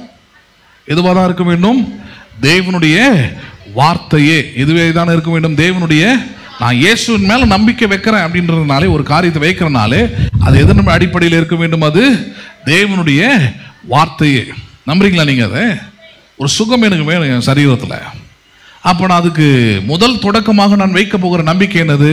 அவருடைய வார்த்தை. அவருடைய வார்த்தை என்ன சொல்லியிருக்கிற சுகத்தை பற்றி? அவர் என்னுடைய பரிகாரியாகிய கர்த்தர், அவர் தழும்புகளால் நான் குணமானேன். என்னானே நானே? இதை தான் என் சுகத்துக்கு வேண்டி அல்லது என்னுடைய ஆரோக்கியத்துக்கு வேண்டி நான் நம்புகிற தேவனுடைய வார்த்தையாக இருக்கிறது. பிசாசு பாருங்க, டைவர்ட் பண்றது தான் பல விஷயங்களை கொண்டு போவான். ஹலோ, சுகம் வேண்டுமா? 7 நாள் உபவாசம் இருங்கள், ரெடி ஆயிடுவாங்க. ரைட், ஆதியிலே உபவாசம் இருந்ததுன்னா இருக்குது கிடையாது. பேசுறது புரியுதா இல்லையா உங்களுக்கு? நிறைய டைவர்ஷன் நடக்குது. இல்லை சுகம் வேண்டுமா, அதை பண்ணுங்க, இதை பண்ணுங்க, இதை செய்யுங்க. இல்லை இல்லை, எதுவா இருந்தாலும் சரி, in the beginning there was a word. நல்ல பிசினஸ் ஆரம்பிக்க போறேன், என் பிசினஸ் நல்ல வெற்றிகரமா ஓடணும், நல்ல லாபத்தை சம்பாதிக்கணும், நல்ல பிரான்ச்சஸா போடணும் அப்படின்னா you should start from the word. எங்கிருந்து ஆரம்பிங்க? அது தேவனுடைய வார்த்தையிலிருந்து ஆரம்பிங்க. யாரோ எப்படி ஆரம்பிச்சிருக்கலாம், அதெல்லாம் பார்த்துட்டு உட்காந்துருக்காதீங்க. அவர் என்ன நம்பினாரா? அவரையும் அப்படி ஆரம்பிச்சாரு, அவர் நடுவில் ஊற்றி மூடிடுவார். அப்போ அதை நம்புறீங்களா? நீங்களும் அது மாதிரி மூடிடுவீங்கன்ட்டு. அப்போ அந்த வாழ்க்கை உங்களுடைய இது இல்லை. எது உங்களுடைய வாழ்க்கை? நான் தேவனுடைய வார்த்தையை நம்பி ஒன்று ஆரம்பிக்கிறேன். அந்த வார்த்தை எப்படிப்பட்டது? வார்த்தையுடைய தன்மை எப்படிப்பட்டது? வசனம் சொல்லுகிறது, வானமும் பூமியும் ஒழிந்தாலும் ஒழியாதது. You can dearly believe it. தைரியமா நம்பலான்றார். எப்படி நம்ப வேணாம்? நீங்க தைரியமா நம்புங்க அந்த வார்த்தையை. வானமும் பூமியும் ஒழிந்து போனாலும் கூட ஒழிந்து போகாது. அப்படிப்பட்ட உண்மை உள்ள வார்த்தைகள், அப்படிப்பட்ட தன்மை உள்ள வார்த்தைகள், அப்படிப்பட்ட வல்லமை உள்ள வார்த்தைகள் இது. இந்த வார்த்தை அவ்வளவு சாதாரணமா நினைக்காதீங்கன்றார். அவருடைய வார்த்தையை, வசனத்தை, பைபிள் என்ன பண்ணாதீங்க, சாதாரணமா நினைக்காதீங்க. It will change your life from down top. கீழே இருந்து உங்களை மேலே வரைக்கும் நம்பினது மாற்றிவிடும். வாளாக இருக்கிற வாழ்க்கையெல்லாம் தலையாக மாற்றும், கீழாக இருக்கிற வாழ்க்கையெல்லாம் மேலாக மாற்றும். அதுக்கு நம்பணும் பாருங்க. இந்த சுவிசேஷத்தின் ஒளி உங்கள் உள்ளத்தில் வரணும். இந்த சுவிசேஷத்தின் ஒளியின் விசுவாசம் உங்கள் உள்ளத்தில் வந்தால்தான் கிறிஸ்துவின் முகத்தின் அறிவாகிய ஒளி உங்கள் இருதயங்களிலே பிரகாசிக்கும். இல்லைன்னா வந்தான் கேட்டோம் ஒன்றும் நடக்காது. Nothing will change. You should receive the knowledge and have faith on it. கிறிஸ்துவை குறித்த அறிவை பெற்று அதன் மேல நம்பிக்கையை வைக்கணும், விசுவாசத்தை வைக்கணும். அப்படிதான் உங்கள் இருதயத்தில் அவர் என்ன பண்ணுகிறார்? அவர் கிரியை செய்கிறார், உங்கள் வாழ்க்கையில கிரியை செய்கிறார். பேசுறது புரியுதுங்களா உங்களுக்கு? அப்ப இங்க இயேசுவின் ஆரம்ப நிலையை குறித்து பேசுகிறது வேதம். அவர் மரியாளிலிருந்து ஆரம்பித்தவர் அல்ல. அவருடைய வாழ்க்கை எங்கிருந்து ஆரம்பிச்சது இல்லை. அது மரியாளிலிருந்து இயேசுவின் வாழ்க்கை ஆரம்பிச்சதுன்னு நினைச்சீங்கன்னா ஏமாந்து போயிடுவீங்க. அது நடுவில் இருந்தது. அது மரியாளுக்கு முன்னாடி எங்க இருந்தார்? மரியாளுக்கு முன்னாடி இயேசுவின் அடையாளம் என்ன? அதுதான் இங்க போதிக்கிறார் யோவான் 1ல. ஆதியிலே வார்த்தை இருந்தது, அந்த வார்த்தை தேவனிடத்தில் இருந்தது. 2வது வசனம், அந்த வார்த்தை யாராகவே இருந்தது? அது தேவனாகவே இருந்தது. அதான் பாயிண்டாங்க. நம்ம இயேசுவை தேவன் என்று சொல்லுகிறோம். We call Jesus as the Christ and God. அப்ப தேவனாக இருந்தவர் மரியாளால் தேவனாக கொண்டு வரப்பட்டாரா? மரியாள் அவரை பெற்றெடுத்தார்கள். ஆனா அவளுக்கு முன்னாடியே, மரியாளுக்கு முன்பதாகவே, மரியாள் பெற்றெடுக்கு முன்பதாகவே இயேசு இருந்தாராம். Yes, he was there. In what form he was? அதான் கேள்வி. என்ன ஃபார்ம்ல இருந்தார் அவர்? மனுஷனை போல இருந்தாரா? தெய்வ தூதனாக இருந்தாரா அப்படின்னு கேட்டா வேதம் சொல்லுகிறது he was in the form of the word. என்ன உருவில் இருந்தாராம் அவர்? வார்த்தையின் உருவில் இருந்தார். என்ன உருவில் இருந்தார் அவர்? இன்னைக்கு நிறைய நேரத்தில் நம்ம ரொம்ப கேர்லெஸ்ஸா இருக்கிற ஒரு விஷயம் வார்த்தை தான். ரொம்ப ரொம்ப சாதாரணமாக பயன்படுத்தக்கூடிய ஒரு காரியம் என்னது? வார்த்தை. 50 காசு ₹1 நம்ம ரொம்ப சாதாரணமாக பயன்படுத்தக்கூடிய ஒரு காரியம் என்னது? வார்த்தை. ரொம்ப ஈஸியாக பயன்படுத்திடுறோம். ஆனால் நம்ம புரியாத ஒரு விஷயம் என்ன தெரியுமா? Each and every word as a life. ஒவ்வொரு வார்த்தைக்குள்ளும் என்ன இருக்கிறது? ஜீவன் இருக்கிறது, அல்லது உயிர் இருக்கிறது. என்ன இருக்கிறது? அது இருக்குதா இல்லையா? ஹலோ, அதை நீங்களே உணரலாம். நீங்க நல்லா இருப்பீங்க அப்படின்னு சொன்னா உடனே உங்க முகத்துல என்ன வருது? ஒரு ஒரு மகிழ்ச்சி வருது. உங்கள் உள்ளத்துல ஒரு மகிழ்ச்சி வருது. எல்லாமே ஒரு நம்பிக்கை வந்துடுது. அப்படியே மொத்தமா புத்துணர்ச்சி வந்து ஒரு ரெஃப்ரெஷ் காட்சி. வார்த்தை. நீ நாசமாக தான் போவீங்க அப்படின்ன உடனே என்ன ஆயிடுது? நீங்க அப்செட் ஆயிடுறீங்க. ஒரு பிள்ளை எக்ஸாம் எழுத போறா, எப்படி எழுதினாலும் நீ ஃபெயில் தான் ஆக போற அப்படின்னு சொன்னா அந்த பிள்ளை எப்படி இருக்கும்? ரொம்ப சந்தோஷமா போகுமா? It will get upset. புரியுதுங்களா? அதே இல்லை, நீ நல்ல மார்க் ஸ்கோர் பண்ணுவ, கடவுள் உனக்கு உதவி செய்வாரு, நல்ல மார்க் நீ எடுப்ப, நல்ல வேலைக்கு போவ, ரொம்ப நல்லா இருப்ப அப்படின்னு சொல்லி பாருங்களேன். That word will give the hope. அந்த வார்த்தை என்ன பண்ணுகிறது? அங்கே ஒரு நம்பிக்கை அங்கே கொண்டு வருகிறது. So each and every word as a life. அதை மனசில் வச்சுக்க. ஒவ்வொரு வார்த்தைக்குள்ளும் என்ன இருக்கிறது? அங்கே ஜீவன் இருக்கிறது. என்ன இருக்கிறது? அங்கே ஜீவன் இருக்கிறது, உயிர் இருக்கிறது. நான் சொல்றேன், உங்களை இயக்குவது தான். நீங்க கொஞ்சம் யோசிச்சு பாருங்க. நீங்க உங்க வாழ்க்கையில் நீங்க சொல்வீங்க, என்ன இப்படிலாம் நடக்குது, எனக்கு மட்டும் ஏன் அப்படி நடக்குது அப்படின்னா நீங்க நினைக்கலாம் யாரோ இல்லை, நீங்க பேசுறது தான் நடந்துகிட்டு இருக்குது. What you spoke, what you believe, your word has a power. You remind to forget it. நீங்க அதை ஞாபகம் வச்சுக்க மறந்துட்டீங்க. மறந்ததோடைய விலை அப்பப்போ அவிசுவாசமான வார்த்தைகளை, பயப்படுத்துகிற வார்த்தைகளை, தேவையில்லாத வார்த்தைகளை, இதெல்லாம் பேசிக்கிட்டே இருக்கிறீங்க. Use your word like a diamond. வார்த்தையை எதை போல பயன்படுத்துங்க? நீங்க எதை போல பயன்படுத்துங்க? நீங்க like a diamond, even like a pearl. பேசுறது புரியுதுங்களா உங்களுக்கு? ஏன்னா இது ரெண்டுமே அவ்வளோ எளிதாக கிடைக்கிறது இல்லை. கோல்டுன்னு சொன்ன கூட பரவாயில்ல, அது நாங்கள் எல்லாரும் கழுத்துலையும் இருக்குது, எல்லாரும் காதுலையும் இருக்குதுன்னு சொல்லிடுவீங்க. டைமண்ட் கிடையாது. அதை விட முத்துக்கு வந்துடும். அது ஈஸியாக கிடச்சிருந்தா? அது கிடையாது. ஆழ்கடலில் போய் தேடி எடுக்கிற மாதிரி இருக்குது, கண்டு எடுக்க வேண்டியதாக இருக்குது, தேடி எடுக்க வேண்டியதாக இருக்குது. அப்போ வார்த்தைகளை அப்படி தான் பயன்படுத்த வேண்டியதாக இருக்குது. If you're trying to convey something, word is not just a communication. வார்த்தை வந்து ஏதோ ஒரு பேசுறதுக்கான ஒரு லாங்குவேஜ், பேசுறதுக்கான ஒரு இது நினச்சிக்காதீங்க, டூல் நினச்சிக்காதீங்க. Each and every word has a power. ஒவ்வொரு வார்த்தைக்குள்ளும் வல்லமை அடங்கி இருக்கிறது. இயேசு அப்படிப்பட்ட வார்த்தையின் உருவமாகவே இருந்தாராம். இயேசு அப்படிப்பட்ட, அதனால தான் அவருக்கு உருவத்தை நாம் வைக்கவில்லை. Why there is no picture for Jesus Christ? ஏன் உருவத்தை நம்ம வணங்குறது இல்லை? இயேசுக்குன்னு உருவம் கிடையாது. உருவ வழிபாடு தவறாம தவறு, சிலை வழிபாடு தவறாம தவறு, அதெல்லாம் நம்ம வைக்கிறது இல்லை. ஏன்? Because he was in the form of the word. அவர் எந்த உருவில் இருக்கிறார் என்பதை முதலாவது நீங்கள் அக்செப்ட் பண்ணணும். அவர் வார்த்தையாக இருக்கிறவர். எப்படி இருக்கிறவர்? அவர் அன்றைக்கும் சரி இன்றைக்கும் சரி. எப்படி இருக்கிறவர் அவர்? வார்த்தையாகவே இருக்கிறவர். He was in the form of the word. ஏன் வார்த்தையாக இருந்தால் மட்டும்தான் எனக்குள்ள நுழைய முடியும், உங்களுக்குள்ள நுழைய முடியும், உங்க இருதயத்தை தொட முடியும், உங்க இருதயத்தில் வாசம் பண்ண முடியும், உங்க இருதயத்தில் மாற்றத்தை உண்டு பண்ண முடியும். எது மட்டும்தான் மாற்றத்தை உண்டு பண்ணுது? வார்த்தை மட்டுமே. வேற எந்த உருவம் என்ன பண்ணாது? வாழ்க்கையை மாத்தாது. உங்க இருதயத்தை போய் ஒன்றும் பண்ணாது. அது பேசுறது புரியுதுங்களா உங்களுக்கு? யாரோ ஒருத்தவங்க பேச பேச சிரிக்கிறோம், பேச பேச என்ன பண்ணுறோம்? நம்ம சிரிக்கிறோம். சில ஆளுங்களாம் அப்படி இருப்பாங்க, அவங்க பேசுறதை கேட்டால் சிரிச்சுக்கிட்டே இருக்கலாம், அப்படி இருக்கும் அவங்க வார்த்தைங்களாம். ஆனால் அது என்னைக்காவது ஏதாவது போஸ்டரை பார்த்து ஏதாவது ஒரு பொம்மையை பார்த்து சிரிச்சிருக்கிறோமா? இப்போ இந்த பொம்மையை பார்த்தாலே சிரிப்பாக இருக்குது அப்படின்னு சிரிச்சு பாருங்களேன். உங்களை பார்த்து எல்லாம் சிரிச்சுக்கிட்டு இருப்பாங்க. பண்ணியிருக்கிறோமா? அப்படி ரோட்டில் போகிறீங்க, எவ்வளோ போஸ்டர்ஸ் ஓட்டியிருக்கிறாங்க, அந்த போஸ்டர்ஸ்லாம் பார்த்து சிரிச்சிருக்கிறீங்களா? அழுது இருக்கிறீங்களா? ஹலோ, இன்னும் வேறு ஏதாவது பண்ணியிருக்கிறீங்களா? கிடையாது. அப்படி பாட்டு படிச்சுட்டு இல்லை பார்த்துட்டு அப்படி போய்கிட்டே இருக்கும், எந்த ரியாக்ஷனுமே கொடுக்குறதில்ல. ஏன்னா இமேஜுக்கு அவ்வளோதான் வேல்யூ, ஒரு உருவத்துக்கோ ஒரு காரியத்துக்கோ அவ்வளோதான் வேல்யூ. அது எனக்கு போதுமானது இல்லை. எனக்கு நம்பிக்கை கொடுக்கவோ, எனக்கு புரிய வைக்கவோ, அல்லது எனக்கு விசுவாசத்தை தரவோ, அல்லது அப்படிப்பட்ட அறிவை தரவோ உருவம் என்பது போதுமானது இல்லை. எது கடவுளை பற்றிய ஒரு முழுமையான காரியத்தினுக்குள்ள கொண்டு வர முடியும்னா only the word. எதான் கொண்டு வர முடியும்? கடவுள் யார் என்கிற அந்த வார்த்தை தான் எனக்கு அவரை பற்றிய அறிவு, அவரை பற்றிய ஞானம், அவர் யார் என்கிற முழுமையான ஒரு தகவலை என்ன பண்ண முடியும்? எனக்கு கொண்டு வர முடியும். அதனால தான் வார்த்தையை கேட்பது ரொம்ப முக்கியமானது. சர்ச்சில் ஏன் பிரசங்கம் பண்ணணும்? அதுக்கு தான். சபைகள் சில நேரத்தில் அதை புரிஞ்சுக்கிறது இல்லை. நிறைய பேர் அதை புரிஞ்சுக்கவும் மாட்டேன்றாங்க. பிரசங்கம் ஏன் இவ்வளோ நேரம் போகுதுன்னு கேட்குறாங்க இல்லையா? அவங்களுக்கு பதில் அதுதான். We are trying to give the shape of the God, the likeness of the God. கடவுள் யார், அவருடைய ஞானம் என்ன, அவர் உங்களுக்கு என்ன செய்ய விரும்புகிறார் என்பதை கொண்டு வர தர விரும்புகிறோம். அதனால தான் இவ்வளோ வார்த்தைகள் எடுத்து பேச வேண்டியதாக இருக்குது. ஏன்னா இதுதான் உங்களுக்கு அறிவை உண்டாக்கும். இந்த அறிவு தான், இந்த அறிவின் மூலமாக தான் அவருடைய முகத்தின் ஒளி உங்கள் இருதயங்களில் பிரகாசிக்கும், உங்கள் வாழ்க்கையும் ஆசீர்வாதமானதாக மாறும். இல்லைன்னா மாறாது. வார்த்தையை கேட்கல, ஏதோ வந்தீங்க போனீங்க, எது ஞானஸ்தானம் எடுத்தீங்க, அப்படி ஒன்றும் மாறாது. nothing will change, only the word will change.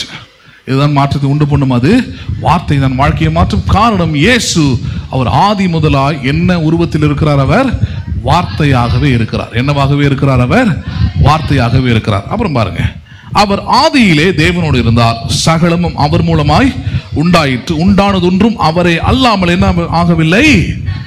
Even the creation, ஆதியாகமம் முதலாவது அதிகாரத்தை பார்க்கிறோம். how the world is created. எப்படி இந்த உலகம் உண்டானது தெரியுமா உங்களுக்கு? எப்படி உண்டானது? கடவுள் எப்படி இந்த உலகத்தை உண்டாக்கினார்? கைகளை வைத்தா? கண்களில் இருந்து ஒளி போய் உண்டாகச்சா? ஹலோ, எப்படி உண்டானதுன்னு இருக்குது இந்த உலகம் எல்லாமே? வெளிச்சம் எப்படி உண்டானது? வார்த்தையினால். இருள் எப்படி உண்டானது? எல்லாம் சொல்லுங்களேன். வார்த்தையினால். Each and every creation in the Bible, it teaches us it has been created by the word. வேதம் நம்ம கற்று தருகிற ஒரே காரியம் என்ன தெரியுமா? சிருஷ்டிப்பு எல்லாமே, உண்டானது எல்லாமே, படைக்கப்பட்டது எல்லாமே வார்த்தையினாலே உண்டாக்கப்பட்டது. எதனாலே உண்டாக்கப்பட்டது? The word has created everything. அதனால தான் நீங்க போய் படைப்புல போய் பார்க்கலாம் ஒரு அற்புதமான விஷயத்தை. இந்த உலகத்தில் எப்பவுமே பார்க்க முடியாத ஒரு விஷயத்தை கடவுள் படைத்த எல்லாவற்றுக்கும் ஒரு பேர், ஒரு முடிவு கொடுத்திருப்பாரு. நல்லது என்று கண்டார். என்னது என்று கண்டார் அவர்? நான் சொல்றேன், வார்த்தையை கொண்டு உருவாக்கப்படுகிற, வார்த்தையை கொண்டு ஆரம்பிக்கப்படுகிற, வார்த்தையை கொண்டு செயல்படுகிற ஒவ்வொரு வாழ்க்கையின் முடிவும் அப்படிதான் இருக்கும். நல்லது என்று காண முடியும். எப்படி என்று காண முடியும்? அது நல்லதா இருக்கும். நம்புறீங்களா நீங்க அதை? அப்ப இயேசு தேவனோடு இருந்தார், உலகம் உண்டானது அவரை கொண்டுதான் என்று சொல்லப்படும். எப்படி அவரை கொண்டு? காரணம், இந்த உலகம் இயேசு என்கிற வார்த்தையை கொண்டு என்ன பண்ணப்பட்டது? உருவாக்கப்பட்டது என்று வேதம் சொல்லுகிறது. அண்டர்ஸ்டாண்ட் பண்ணீங்களா நீங்க? இன்னைக்கும் நீங்க உங்களுக்கு புரியுற மாதிரி சொல்லணும். நீங்க யோசிக்கணும், எப்படிங்க வார்த்தை எப்படிங்க உருவாக்கும்ட்டு. அல்ல, ஒவ்வொரு நாளும் அப்படிதாங்க உருவாக்கிட்டு இருக்கிறீங்க. எல்லாத்தையுமே ஒவ்வொரு நாளும் அப்படிதானே பண்ணிட்டு இருக்கிறீங்க. வார்த்தையை வச்சுதான் எல்லாத்தையும் உருவாக்கிட்டு இருக்கிறீங்க.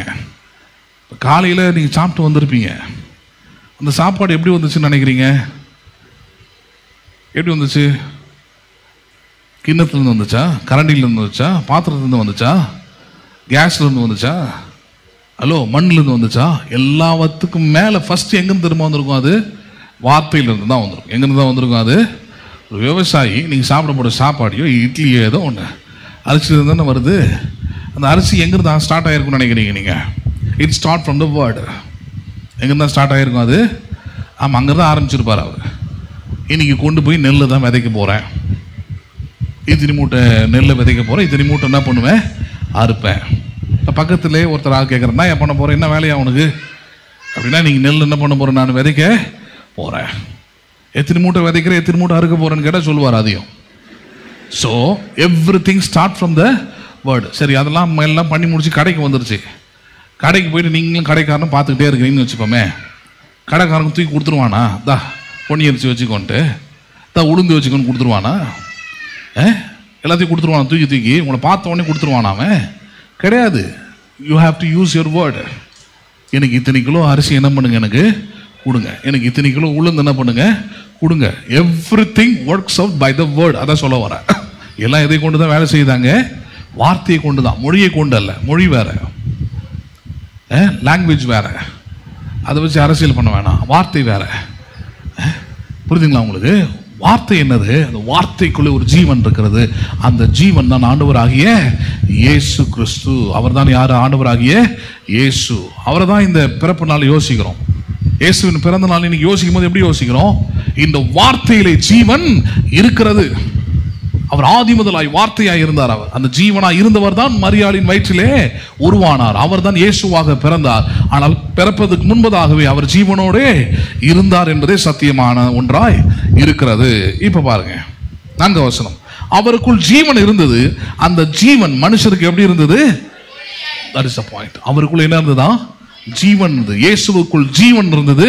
நான் சொல்லுங்க, வார்த்தைக்குள்ள ஜீவன் இருந்தது. அந்த ஜீவன் மனுஷருக்கு என்னவா இருந்தது? இப்பொழுது ஒளியா இருந்தது. லைட். புரியுதுங்களா உங்களுக்கு? லைட்டை கையில் பிடிச்சி காட்டுன்னு கேட்க முடியுமா? நான் யோசிச்சு பாருங்க, கேட்க முடியாது. எங்க லைட்டை தொட்டு காட்டுன்னு கேட்க முடியுமா? பல்பை தொடரா நீங்க, you can't touch the light. புரியுதா உங்களுக்கு? Even you can't feel the light. Light என்ன பண்ண முடியாது, உங்களால ஃபீல் பண்ண முடியாது. But you can see the light. ஆனால் என்ன பண்ண முடியும்? வெளிச்சத்தை என்ன பண்ண முடியும்? உங்களால பார்க்க முடியும். அண்டர்ஸ்டாண்ட் பண்றீங்களா நீங்க? இயேசுவும் அதே போல தான். எங்க இயேசுவை காட்ட முடியாது. எங்க இயேசு என்ன வந்து தொட சொல்லு, தொட முடியாது. அதுக்கு அவசியம் இல்லை. ஏன்னா அதெல்லாம் காட்டிலும் மேலானது ஒன்று செய்யறாரு. என்னது?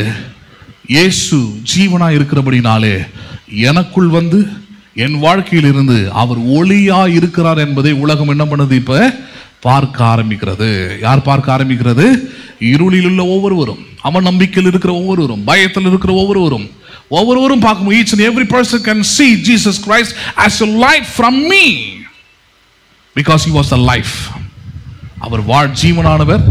அந்த ஜீவன் மனுஷனுக்கு என்னவாய் இருக்கிறது? அது ஒளியாய் இருக்கிறது. அவர் ஜீவனாய் உங்களுக்குள்ள இருக்கிறது இருந்தால், உங்களுக்குள்ள இருந்து அவர் சும்மா இருக்கிறது, அது ஜீவனை உண்டு பண்ணுகிறது. அந்த ஜீவன் மனுஷரை யாராக மாற்றுகிறது? ஒளியா இருக்கிறது. என்னவா இருக்கிறது? அது நம்புறீங்களா நீங்க? அதை லைட் ஹவுஸ்ன்னு சொல்றோம் இல்லையா? கலங்கரை விளக்கம் சீஷோர்ஸ்ல வச்சிருக்கிறாங்க. இப்போ நம்ம ஊர் கிட்ட இருக்குது, மகாபலிபுரத்துக்கு போனீங்கன்னா அங்கே ஒரு லைட் ஹவுஸ் வச்சிருக்கிறாங்க. அது மேலே ஏறிலாம் பார்க்கறதுக்கு அலோவ் பண்ணுறாங்க. அங்கே போய் பார்த்தீங்கன்னா உள்ள ஒரு பெரிய டூம் சைஸ்ல, அது எப்படி சொல்றதுன்னு தெரியல, ரொம்ப மெகா சைஸில் ஒரு பெரிய லைட் வச்சுருக்குறாங்க. அதை சுற்றி பார்க்குறதுக்கே ஒரு 5 நிமிஷம் ஆகும். அவ்வளோ பெரிய லைட் அது. சரி, காலையிலாம் அனுமதிக்கிறாங்க மேலே போயிட்டு அதெல்லாம் பார்த்துட்டு கடற்கரையை பார்க்குறது, மேலே ஏறி போகிறதுலாம் ரொம்ப டேஞ்சரான இடம் அது. ஆனால் ஒரு முறை போயிட்டு ஐயோ இது மேலே ஏறவே கூடாதுன்னு இறங்கியிருக்கிறேன். வந்தாச்சு. சாயந்தரம் 5 மணியோடு அது க்ளோஸ் பண்ணிடுறாங்க, யாரும் மேலே போக முடியாது. 5 மணிக்கு மேலே இதுக்கு ஒரு வேலை வருது. என்ன வேலை? மொத்தம் இருட்டாயிடுது பாருங்க. இப்போ காலையில் நின்று நம்ம பார்க்கும்போது கடற்கரை அவ்வளோ அழகாக இருக்குது, நல்லா ப்ளூ ஈஷாக இருக்குது, அங்கங்கே கப்பல் போகிறது தெரியுது. இதெல்லாம் பார்க்கும்போது ரொம்ப அழகாக காட்சி அளிக்கிற அதே கடல் அது 5:30 6 மணிக்கு மேலே பாருங்க மொத்தம் இருட்டாயிடுது. மொத்தம் என்ன ஆயிடுதாங்க? இருட்டாயிடுது. கடற்கரை தெரியல, தண்ணி எதுவும் தெரியல, ஒன்றுமே தெரியல. இது நம்ம சாதாரணமாக வெளியிருந்து பார்க்குறோம். இப்போ கடலில் ஒரு பெரிய ஒரு கூட்டமே இருக்குதாங்க. மீனவர்கள் அவங்க இவங்க நம்ம பிஸ்னஸ் பண்ணுறோம், எல்லாம் அதில் இருக்கிறாங்க. இப்போ அவங்க எல்லாருமே என்ன பண்ணி ஆகணும்? கடற்கரை நோக்கி வந்தாகணும். எதை நோக்கி வந்தாகணும்? அவங்க கடற்கரை நோக்கி வந்தாகணும். வரணும்னா அவங்களுக்கு ஒரு அடையாளம் தேவை. அவங்களுக்கு ஒரு அடையாளம் தேவை. அவங்க என்ன அடையாளம்? யோசிச்சு பாருங்க. எது அடையாளமாக வைக்க முடியும்னு பார்த்தீங்கன்னா, சும்மா யாரோ வந்து கத்திக்கிட்டு இருக்கிறதோ, இல்லை சும்மா யாரோ வச்சு கொடி ஆட்டுறதுலாம் என்ன பண்ணாது, இருட்டில் தெரியாது. அரசாங்கம் கட்டி வச்சிருக்குது. 100 அடி 150 அடி ஹைட்டில் என்ன பண்ணிருக்கு, ஒரு லைட் ஹவுஸை கட்டி வச்சு அவ்வளோ உயரமாக கட்டி வச்சிருக்கிறான். அங்கிருந்து ஒரு வெளிச்சத்தை காமிக்கிறான் பாருங்க. அந்த வெளிச்சம் சுழட்டி காமிக்கிறான். அந்த வெளிச்சத்தை பார்த்து அந்த திசையை கரெக்டாக நோட்டமிட்டு கரெக்டாக கப்பல்கள் வந்து நம்ம பண்ணது கரையாங்க சேரதை நம்ம பார்க்குறோம். யோசிச்சு பாருங்க. ஒருவேளை அந்த கலங்கரை விளக்கம் அங்கே இல்லைன்னா, லைட் ஹவுஸ் அங்கே இல்லைன்னா நீங்கள் நினச்சி கூட பார்க்க முடியாது. இருளை நோக்கி இன்னும் கடலுக்குள்ளே என்ன பண்ணிக்கிட்டே இருக்க வேண்டியதான், நீங்கள் போய்கொண்டே இருக்க வேண்டியதான். உங்களுக்கு தெரியாது, ஏதோ கடலில் போயிட்டு இருக்கோம், தண்ணியில் போயிட்டு இருக்கோம், கப்பலில் போயிட்டு இருக்கிறோம்னு நினைப்பீங்க நீங்கள். ஆனால் உங்கள் பயணம், உங்களுடைய வழி சரியானது இல்லை என்பதை எதை வச்சு தீர்மானிக்க முடியும்? வெளிச்சத்தை விட்டு மட்டுமே. எதை வச்சு மட்டுமே தீர்மானிக்க முடியும்? நீங்கள் வெளிச்சம் வந்தால் தான். ஒருவேளை லைட் ஹவுஸ் ஒர்க் ஆகலன்னு நடக்கும்னா இதுதான் நடக்கும். கடலை நோக்கி போய்கிட்டே இருக்க வேண்டியதான். அது பாட்டு இருளை நோக்கி வெகு தூரம் போயிடுவாங்க. சிலர் அப்படின்னு நடந்துருக்குது பாருங்க. திசை இப்போ கருவிலாம் அந்த ஜிபிஎஸ்லாம் பார்த்தீங்கன்னா சம்டைம்ஸ் ஒர்க் ஆகாது. அது தப்பான வழியை காமிச்சிடும், போயிடுவாங்க. போயிட்டு அங்கேருந்து சேட்டலைட் ஃபோன் அது இதன் மூலமாக எப்படி காமிச்சு இல்லை வீட்டில் இருக்கும் சொல்லணும், கடலுக்கு போனாரையே திரும்பி வரல அப்படின்னா இங்கேருந்து சம்மேரியிலேருந்து போகிறாங்க, தேடிக்கிட்டு போகிறாங்க. போனால் அவர் பாட்டு போகிறாரு. போனால் அவர் சொல்லுவார், எங்க நைட்டு லைட் ஹவுஸ்லேருந்து லைட்டு பார்க்க முடியல, வெளிச்சத்தை பார்க்கல, இந்த ஜிபிஎஸும் ஒர்க் ஆகலை, அதனால் நைட்டில் வழி தெரியாமல் நாங்கள் என்ன பண்ணிட்டு இருந்தோம், இவ்வளோ தூரம் கடலுக்குள்ளேயே வந்துட்டோன்னுவாங்க. பல மனுஷனுடைய வாழ்க்கை அப்படி தான். பணத்தை தங்களுடைய லைட் ஹவுஸை வச்சு பார்க்குறாங்க, சொந்தக்காரங்களை லைட் ஹவுஸை வச்சு பார்க்குறாங்க, வேலையை லைட் ஹவுஸை வச்சு பார்க்குறாங்க. இதெல்லாம் சரியான வழி என்ன பண்ணுறது, காமிக்கிறதே இல்லை. அது இன்னும் கடலுக்குள்ளே எங்கேயோ இருட்டில் ஒன்றும் கொண்டு போய்கிட்டே இருக்குது. பார்த்துருக்குறீங்களா இல்லையா? 10,000 ரூபாய் சம்பாதிப்பாங்க, ஒரு 30,000 ரூபாய் சம்பளம் வந்துட்டா போதுங்க, என் வாழ்க்கையில் கடனே இல்லாமல் நான் வாழ்ந்துடுவேன்னுவாங்க. 30,000 ரூபாய் சம்பளம் வரும். 30,000 ரூபாய் வந்த பிறகு நிற்குமா அதோட? அவன் சொன்ன மாதிரி வாழ்ந்துட முடியுமா? இன்னும் ஒரு 70,000 சம்பளம் வந்தால் எப்படி இருக்கும்? எனக்கு கடனே வாங்காமல் நடத்திடலாம். 70,000 ரூபாய் சம்பளம் வரும். அப்புறம் என்ன வரும்? திருப்பியும் 1,00,000 ரூபாய். இப்படியே போய்கிட்டே தான் இருக்கும், நிற்கவே நிற்காது. அது இருட்டு மாதிரி. அதான் சொன்னேன், இந்த கடலில் இருட்டில் கப்பல் ஓட்டுற மாதிரி அது பான் கடலை நோக்கி போய்கிட்டே இருக்க வேண்டியதான். கரைக்கு வரவே முடியாது, ஓடிக்கிட்டே இருக்கிற மாதிரி இருக்கும். ஏன்டா ஓடுறோம், எங்கே இன்னும் நல்லா இருக்குமே, ரெஸ்ட் எடுத்தால் நல்லா இருக்குமேன்ற அளவுக்கு பண்ணி விட்டுரும். அதனால இந்த உலகத்தில் இருக்கிற எதையும் நீங்கள் உங்கள் வாழ்க்கையின் ஒளியாக வைக்காதிருங்கள். அதெல்லாம் கடவுள் உங்களுக்கு ஒரு டூலாக தராரு, பயன்படுத்துங்க. அதை நல்ல நல்ல காரியங்களுக்கு அதை உங்கள் குடும்பத்துக்கு பயன்படுத்துங்க, கடவுளுக்கு பயன்படுத்துங்க, ஏழைகளுக்கு பயன்படுத்துங்க, நல்ல நல்ல காரியங்களுக்கு அதை பயன்படுத்துங்க. பணத்தை கொடுக்குறாரா, உங்கள் குடும்பத்துக்கு பயன்படுத்துங்க, உங்கள் மனைவிக்கு, உங்கள் பிள்ளைங்களுக்கு, உங்கள் ஃப்ரெண்ட்ஸுக்கு, உங்கள் சபைக்கு இதெல்லாம் பயன்படுத்துங்க. நல்லா ஆரோக்கியத்தை தராரா, பலத்தை தராரா, அதே போல தான் உங்கள் வேலைக்கு பயன்படுத்துங்க. அதை இப்படிலாம் பண்ணுங்க. ஆனால் அதுதான் உங்கள் வாழ்க்கையின் கலங்கரை விளக்கம் அல்லது அதுதான் வெளிச்சம் நினச்சிக்கிட்டு போனீங்கன்னா அது நிச்சயமாக நல்ல நிலையில் உங்களை கொண்டு வந்து நிறுத்தாது. உங்களை நல்ல நிலையில் நிறுத்துவது எது, அதுதான் இங்கே காட்ட போகிறேன். நல்ல நிலையில் எது கொண்டு வந்து நிறுத்த முடியும்? 4ஆம் வசனம், அவருக்குள் ஜீவன் இருந்தது, அந்த ஜீவன் மனுஷருக்கு ஒளியாக இருந்தது, அந்த ஒளி இருளிலே பிரகாசிக்கிறது. அந்த ஒளி எங்கே பிரகாசிக்கிறதாமா? அது இருள் என்றாலே அவநம்பிக்கை, பயம், அவிசுவாசம், என்ன நடக்கும் தெரியாமல் இருப்பது, ஆபத்துகள், பிரச்சனைகள், இதெல்லாம் தான் இருள்னு சொல்லுது வேதம். அப்ப இருளிலே ஒரு ஒளி உங்களுக்கு இருக்குது என்றார். உங்கள் பணம் கொடுக்க முடியாத ஒரு ஒளி, உங்களுடைய உறவுகள் தர முடியாத ஒரு ஒளி, அல்லது நீங்கள் இந்த உலகத்தில் பெரிதாய் நம்பிக்கொண்டிருக்கிற எந்த காரியமும் தர முடியாத ஒரு ஒளி. பேசுறது புரியுதுங்களா உங்களுக்கு? உலகத்தில் பாருங்க, நிறைய காரியங்களை, தேவையில்லாத காரியங்களை பெரிய நம்பிக்கையை பிடிச்சிக்கிட்டு இருப்பாங்க. சில ஆள் சொல்லுவாங்க, என் மதத்துக்காக நான் உயிரையே நான் விடுவேன். எதை விடுவேன்? நான் உயிரை விடுவேன்மா. என் ஜாதிக்காக நான் எதை என்ன பண்ணுவேன், நான் செய்வேன் அப்படின்மா. சரி, இதுதான் ஏதாவது உனக்கு ஆபத்தில் உதவுதா, பயத்தில் உதவுதா, எதுக்காவது ஒரு பைசாக்கு பிரயோஜனமாக இருக்குதான்னா ஒன்றுத்துக்கும் கிடையாது. எவனையாவது இழிவாய் பேச, எவனையாவது மட்டமாய் பேச, இது எதுக்குமே உதவாத ஒரு காரியத்துக்கு தான் இது எல்லாமே. மதமாக இருக்கட்டும், ஜாதியாக இருக்கட்டும், மொழியாக இருக்கட்டும், இதெல்லாம் உதவுது. பேசுறதுக்கு நான் தமிழன் அப்படின்றோம். அதனால் என்ன, இப்போ பார்லர் இந்த முடிவெட்டுற கடைக்கெல்லாம் போனீங்கன்னா, சலூனுக்கெல்லாம் போனோம்னா, இப்போ நிறைய இந்த இந்திக்கார பிள்ளைங்க இருக்கிறாங்க, நார்த் சைட் பசங்க வேலை செய்கிறாங்க. நான் பார்த்துருக்கேன் கண் கூட, எவ்வளோ பேர் இந்த கிறுக்கனுங்க, முடி சிசர் இவ்வளோ தான் வேலை. அவன் வந்து தமிழ் பையன் தான் வெட்டணுன்னுவார். யார் தான் வெட்டணுமா? முடி வந்து தமிழ் பையன் கேட்டுச்சு. அது அதுக்காகவே வம்பாக்குன்னா நான் என்ன பண்ணுறது, நான் போயிட்டு எனக்கு ஹிந்திக்கார பையன் தான் வெட்டணும்னு. நான் இன்னைக்கு வரைக்கும் அப்படி தான், 8 வருஷமாக ஹிந்திக்கார பையன் தான் எனக்கு கட் பண்ணுறான். அவன் பேசுகிற லாங்குவேஜ் எனக்கு புரியாது, கையாமையான் இருக்கும் எல்லாமே. நான் பேசுகிறது அவனுக்கு பெரிய அளவுக்கு விளங்காது, ஆனால் அருமையான கம்யூனிகேஷனாக இருக்கும். நான் பேசுறது அவனுக்கு புரியாது, எனக்கு பேசுறது அவனுக்கு புரியாதுதான். பட் அங்கே ஒரு 8-9 பிள்ளைங்க வேலை செய்கிறானுங்க. வந்தாலே முகம் அப்படி மலர்ச்சி ஆகிடும், சந்தோஷமாயிடும். ஏன்னா இவர் தமிழும் பார்க்க மாட்டார், ஹிந்தினும் பார்க்க மாட்டார், முடி வெட்டிட்டு போனான்டா பார்ப்பார், வேலை ஆகணும், அவ்வளோதான். இங்கே அப்படி இல்லை பாருங்க. இங்கே சில அரசியல்கள் சில மாதிரி பண்ணி வச்சிருக்குது, சிலரை முட்டாள்தனமாக ஆக்கி வச்சிருக்குது. நான் சர்ச்சுக்குள்ளே இருக்கிற வரைக்கும் கிறிஸ்தவன், அதுக்கப்புறம் தமிழன். ஒரு 10 பைசாக்கு பிரயோஜனப்படாது, எழுதி வச்சுக்கோ. மொழி நல்ல மொழி தான், ஆனால் அதை பிடிச்சிக்கிட்டு தொங்கிட்டு இருந்தீங்கன்னா அது உனக்கு உதவ போகிறது இல்லை என்பது தான் உண்மை. அதுதான் கிறிஸ்தவங்களுக்கு இதெல்லாம் தேவையில்லாத வேலை. உங்களுக்கு தேவையானது தெரியுமா? இங்கே சொல்லப்பட்டிருக்கிறது தான். மனுஷருக்கு எது ஒளியாய் இருக்கிறது?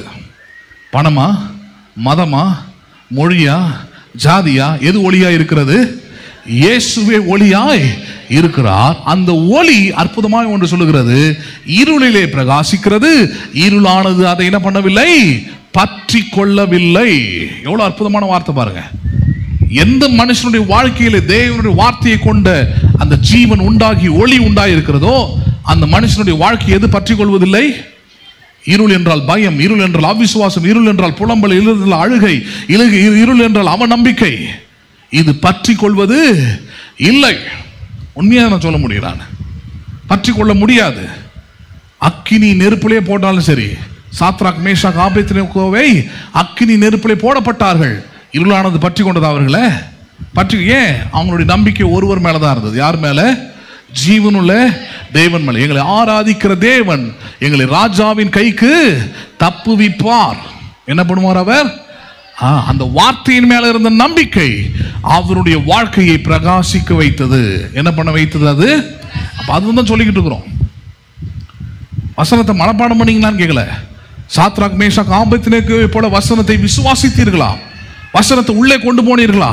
அந்த வசனம் உங்களுக்கு ஜீவனா இருந்ததா? அந்த வசனம் உங்களுக்கு ஒளியா இருந்தால் நான் சொல்றேன், ராஜாவும் ரட்சிக்கப்படுவான், ராஜாவும் இயேசுவை அறிந்து கொள்வான். இயேசுவின் பிறப்பை அவர்களும் கொண்டாடுவார்கள். அப்ப இயேசுவின் பிறப்பு எப்படி காண்பிக்கணும்? அவர் வார்த்தையா இருந்தவர், இன்றைக்கும் வார்த்தையாய் தம்முடைய ஆலயங்களிலே பேசப்படுகிறவர்.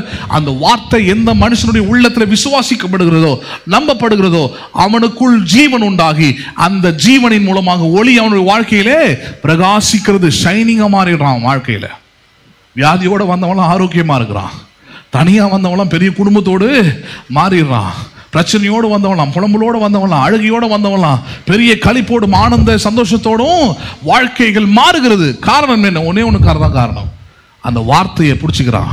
அந்த வார்த்தையாக இயேசுவை உள்ளத்தில் எடுத்துக்கொள்கிறான். அந்த இயேசு அவனுக்கு ஜீவனாய் இருக்கிறார்.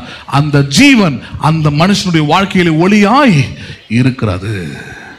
நம்புறீங்களா நீங்க? அதை 9வது வசனம், உலகத்திலே வந்து எந்த மனுஷனையும் பிரகாசிப்பிக்கிற ஒளியே அந்த மெய்யான ஒளி. உலகத்துல வந்து அந்த வார்த்தை அருமையான வார்த்தை. இந்த மனுஷனுக்கு அந்த மனுஷனுக்கு இல்லை, இந்த பிரச்சனை அந்த பிரச்சனைன்னு இல்லை. என் பிரச்சனையெல்லாம் இயேசு தீர்க்க முடியுமா?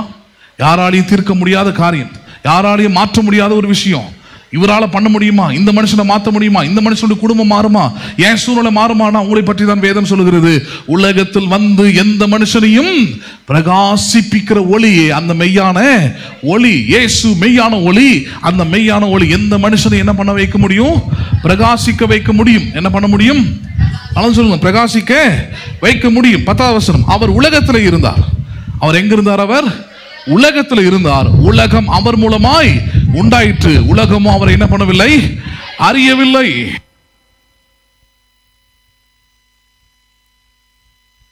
உலகத்தில் இருந்தார், உலகம் அவர் மூலமா என்ன பண்ணிட்டு?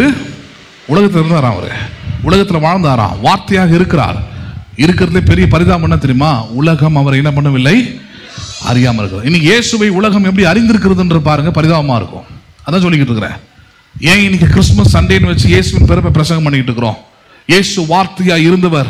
அந்த வார்த்தை உங்களுக்குள்ள விசுவாசமா இருந்தால் அவர் ஜீவனை தரக்கூடியவர். அந்த ஜீவன் உங்களுக்கு ஒளியாய் வரக்கூடியது. ஏன் பிரசங்கம் பண்றோம்? ஏனென்றால் உலகம் இப்படிப்பட்ட இயேசுவை இதுவரைக்கும் கண்டதே இல்லை. வேற மாதிரி கேள்விப்பட்டு வச்சிருக்கிறாங்க இயேசுவை, வேற மாதிரி புரிஞ்சு வச்சிருக்கிறாங்க இயேசுவை. எவ்வளவு பேர் என்கிட்ட சொல்லி நான் கேட்டுக்கிறேன், ஏங்க இங்க வந்து தாங்க வித்தியாசமா நான் கேட்கறேன்றாங்க. அப்படின்னா உலகமும் கிறிஸ்தவர்களும் உலகத்துல இயேசு வேற மாதிரி என்ன பண்ணிக்கிட்டே இருக்கிறாங்க? காண்பித்து கொண்டே இருக்கிறாங்க. இயேசு ரொம்ப கடினமானவராக காட்டுறாங்க, இயேசு ரொம்ப தண்டிக்கிறவராக காட்டுறாங்க, இயேசு ஆடு மேய்த்தவராக காட்டுறாங்க, இயேசு ஏழையை வந்தவராக காட்டுறாங்க, இயேசு ஒன்றும் பண்ண முடியாதவராய் சிலுவையில் தொங்கினவராய் காட்டிக்கிட்டு இருக்கிறாங்க. அவங்க வாழ்க்கை அதை காமிக்குது. அதை நான் சொல்றேன். மற்றவங்க மேல பிரச்சனை இல்லை, பார்க்குறவங்க மேல பிரச்சனை இல்லை. யார் மேல பிரச்சனை? அது இவர்கள் காண்பிப்பது அப்படிப்பட்டதா இருப்பதுனாலே புரிஞ்சுக்கிறவங்க அப்படி புரிஞ்சுக்கிறாங்க. ஆனால் இங்க ரொம்ப முக்கியமானது என்ன தெரியுமா? அவர் உலகத்தில் இருந்தார், உலகம் அவர்களை ஏற்றுக்கொள்ளவில்லை. உலகம் என்ன பண்ணவில்லை? அவரை ஏற்றுக்கொள்ளவில்லை. அப்புறம் பாருங்க 11ஆம் வசனம், அவருக்கு தமக்கு சொந்தமானதிலே வந்தார், அவருக்கு சொந்தமானவர்கள் அவரை. அடுத்த கொடுமை இது. யூத குலத்திலே வராரு அவரு, யூத அந்த குலத்திலே வராரு. ஆனாலும் யூத குலமே இயேசுவை என்ன பண்ணவில்லை? ஏற்றுக்கொள்ளவில்லை. அவங்க தான் கடைசி அவர் சிலுவையில் அறைஞ்சாங்க, ஏற்றுக்கொள்ள முடியாதுன்னு சொல்லிட்டு. எவ்வளவு குடும்பம் பாருங்க. அடுத்தது 12ஆம் வசனம், அவருடைய நாமத்தினாலே விசுவாசம் உள்ளவர்களாய். பாயிண்ட் வரார். இயேசு வந்து ஒரு உலக யூத குலத்துக்கானவர், எருசலேமுக்கானவர், இஸ்ரவேலுக்கானவர், வெளிநாட்டு கடவுள், இப்படி எல்லாம் பேசிக்கிட்டு இருக்கிறாங்க இல்லையா? ஆனால் இயேசுவை பற்றி வேதம் என்ன தர்மம் சொல்கிறது? அவருடைய நாமத்தின் மேல் விசுவாசம் உள்ளவர்கள். என்ன உள்ளவர்கள்? விசுவாசம் உள்ளவர்கள். அவர்களை ஏற்றுக்கொண்டவர்கள் எத்தனை பேர்களோ. இயேசுவை அவங்க எந்த ஊர்ல ஒன்னா இருக்கலாம், அவர்கள் இந்தியர்களா இருக்கலாம், அமெரிக்கர்களா இருக்கலாம், ஆப்பிரிக்கன்ஸா இருக்கலாம், ஸ்ரீலங்கன்ஸா இருக்கலாம். ஏற்றுக்கொண்டவர்கள் எத்தனை பேர்களோ அத்தனை பேர்களும் தேவனுடைய பிள்ளைகள் ஆகும்படி அதிகாரத்தை கொடுத்திருக்கிறார். இயேசு எல்லாருக்குமான கடவுள். எல்லாருமே இயேசுடைய பிள்ளைகள் என்பதை எப்படி முடிவு பண்ண முடியும்? அவர் நாமத்தின் மேல் விசுவாசத்தை வைக்கிறவன் ஒவ்வொருவனும் அவருடைய பிள்ளைகளாய் இருக்கிறான். எவ்வளவு பேர் வார்த்தை பாருங்க. அவருடைய நாமத்தின் மேல விசுவாசத்தை வைக்கிறவன். அதனாலதான் இயேசு வந்து அந்த ஊர் இந்த ஊர் அங்க எங்க வேணா பிறந்திருக்கலாம், ஆனால் அதற்கானவர் மட்டும் அவர் இல்லை. எல்லாருக்குமானவர், எல்லா மனிதனுக்குமானவர், எல்லாரும் ஏற்றுக்கொள்ள வேண்டிய ஒரே தேவனா இருக்கிறார். அதனால சொல்றாரு, அவரை ஏற்றுக்கொண்டவர்கள் எத்தனை பேர்களோ அத்தனை பேர்களும் தேவனுடைய பிள்ளைகளாக யாராக மாறும்படி உரிமை, அந்தஸ்து. இதுக்கு முன்னாடி நீங்க எந்த பிள்ளைன்னு நீங்க நினைச்சிருக்கலாம். நீங்க அந்த பிள்ளை, இந்த பிள்ளை, இந்த ஊருக்கு சேர்ந்தவன், அந்த ஊருக்கு சேர்ந்தவன், ஐ born of this, I born of that. ஆனால் நீங்கள் தேவனுடைய பிள்ளை என்பதை நான் சொல்றேன், எல்லா பிள்ளைகளையும் விட உயர்வான அந்தஸ்தான ஒரு காரியமாக இருக்கிறது. யாருடைய பிள்ளைகள் என்று சொல்வது? தேவனுடைய பிள்ளைகள் என்று சொல்வது. நம்புறீங்களா நீங்க? அதை உலகத்தில் பாருங்க, ரெண்டு விதமா இருக்குது. ஒன்று வந்து தங்கள் பிறப்பின் மூலமாக உண்டாகிற ஜாதி, இன்னொன்று வந்து பார்த்தீங்கன்னா படிப்பின் மூலமாக உண்டாகக்கூடிய சில உயர்ந்த காரியங்கள். இது ரெண்டுமே உயர்ந்ததான் நினைக்கிறான் உலகத்தில். சரியா? நான் வந்து உயர்ந்த ஜாதியில் பிறந்தவனு ஒருத்தர் நினைக்கிறான். இன்னொருத்தர் வந்து பாருங்க, படிச்சு எக்ஸாம்ஸ்லாம் பாஸ் பண்ணி அது ஒரு டாக்டராகவோ இல்லை கலெக்டராகவோ வந்திருக்கிறாருன்னு வச்சுப்போமே. இவங்க ரெண்டு பேரையும் சமுதாயத்துக்கு முன்னாடி கொண்டு வந்து நிறுத்துவோம். ரெண்டு பேரும் சமுதாயத்துக்கு முன்னாடி கொண்டு வந்து நிறுத்துவோம், சொசைட்டிக்கு முன்னாடி கொண்டு வந்து நிறுத்துவோம். சொல்றேன், இது ரெண்டு பேர்ல யாருக்கு அதிகமான அதிகாரம் உண்டாயிருக்கும்? படிச்சு வந்தவங்களுக்கா இல்ல பிறப்பின் மூலமாக வந்தவங்களுக்கா? நல்லதுன்னு சொல்லுங்களேன். கலெக்டர் நினைச்சாருன்னா நாளைக்கு உங்களுக்கு வீடை ஒன்று போட்டு தரவும் முடியும், உங்க வீட்டை இழுத்து மூடவும் முடியும், உங்களுக்கு புது வேலையை போட்டு தரவும் முடியும், உங்க வேலையை என்ன பண்ணவும் எடுக்கவும் முடியும். இதே ஒரு யாரு, நான் வந்து பெரிய ஜாதியாக்கும், வீரமுள்ள ஜாதி நான், நாளைக்கு ஒன்று வேலையில் தூக்குறேன் பாரு, ஒன்றும் தூக்க முடியாது. வேலையை கெடுத்தான்னு ஒன்றா தூக்கி என்ன பண்ணலாம்? இவனை தூக்கி ஆமாம் உள்ளே போட்டுடலாம். அதுக்கு தான் சட்டம் இருக்குது. வேலை செய்ய விடாம என்ன பண்ணிக்கிட்டு இருக்கிறான்? தடுத்துக்கிட்டு இருக்கிறான். ஐயாவை தூக்கி என்ன பண்ணுங்க, கொஞ்ச நாள் உள்ளே வச்சு கழித்துனாருன்னா ஐயாவுக்கு என்ன பண்ணும்? அதிகாரம் என்னன்னு தெரியும். பிறப்பினால் வந்து ஜாதி பெருசு இல்லைன்றது என்ன பண்ணால புரியும். அதான் சொல்கிறேன், இதனால ஒரு பைசா பிரயோஜனம் இல்லை. அப்போ ஒரு கடவுளை பிறப்பின் மூலமாகவோ உங்களுடைய ஜாதியின் மூலமாகவும் அல்லது மனித அடையாளத்தின் மூலமாகவும் பெருசு நினைச்சீங்கன்னா அது இந்த லிஸ்ட் தான். ஆனால் விசுவாசத்தின் மூலமாக நீங்க பாக்குறீங்க பாருங்க. எந்த மூலமா பாக்குறீங்க? நீங்க அவரை அறிந்து, அவர் யாருன்னு கேட்டு, அவர் விசுவாசித்து ஏற்றுக்கொள்றீங்க பாருங்க. அவங்களுக்கு தான் உயர்ந்த இடம் தரப்படுகிறது.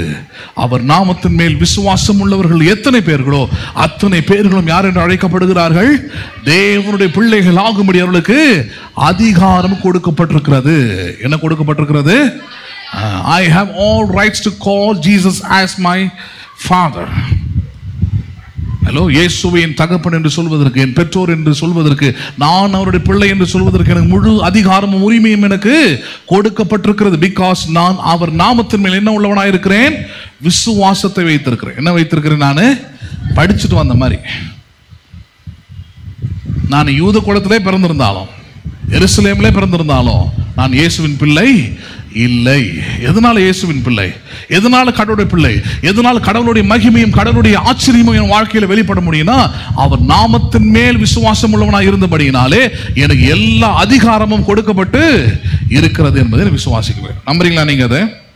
13 அவர்கள் ரத்தத்தினாலாவது, நல்லா கொடுக்கிறார் விளக்கம். இப்ப எதனாலாவது? அவர்கள் ரத்தத்தினாலாவது, மாம்ச சத்தத்தினாலாவது, புருஷனுடைய சத்தத்தினாலாவது பிறவாமல் யாராலே பிறந்தவர்கள்? அவர்கள் தேவனாலே பிறந்தவர்கள். எவ்வளவு பேர் பாக்கியம் பாருங்க. யாராலே பிறந்தவர்கள்? நீங்கள். பேசுறது புரியுதுங்களா உங்களுக்கு? திருப்பி அதே எக்ஸாம்பிளுக்கு வரேன், அப்பதான் புரியும். ஒரு பெரிய உயர் ஜாதியில பிறந்துட்டேன் அப்படின்ற ஒரு பிள்ளை ஒன்று இருக்குது, சரியா? கலெக்டர் ஒரு குழந்தை பிறக்குது, இல்ல சிஎம்க்கு ஒரு குழந்தை பிறக்குது அப்படின்னு வச்சுப்போம். இந்த 2 பிள்ளையில எதை மக்கள் உயர்வாய் பார்ப்பார்கள்? திருப்பி வருவோமே, யாரை பார்ப்பார்கள்? ரொம்ப கஷ்டமான கேள்வியா இருக்குதுல்ல. நம்பிக்கை இருக்குது அப்போ ஒன்றும். எதை உயர்வா பார்ப்பீங்க நீங்க?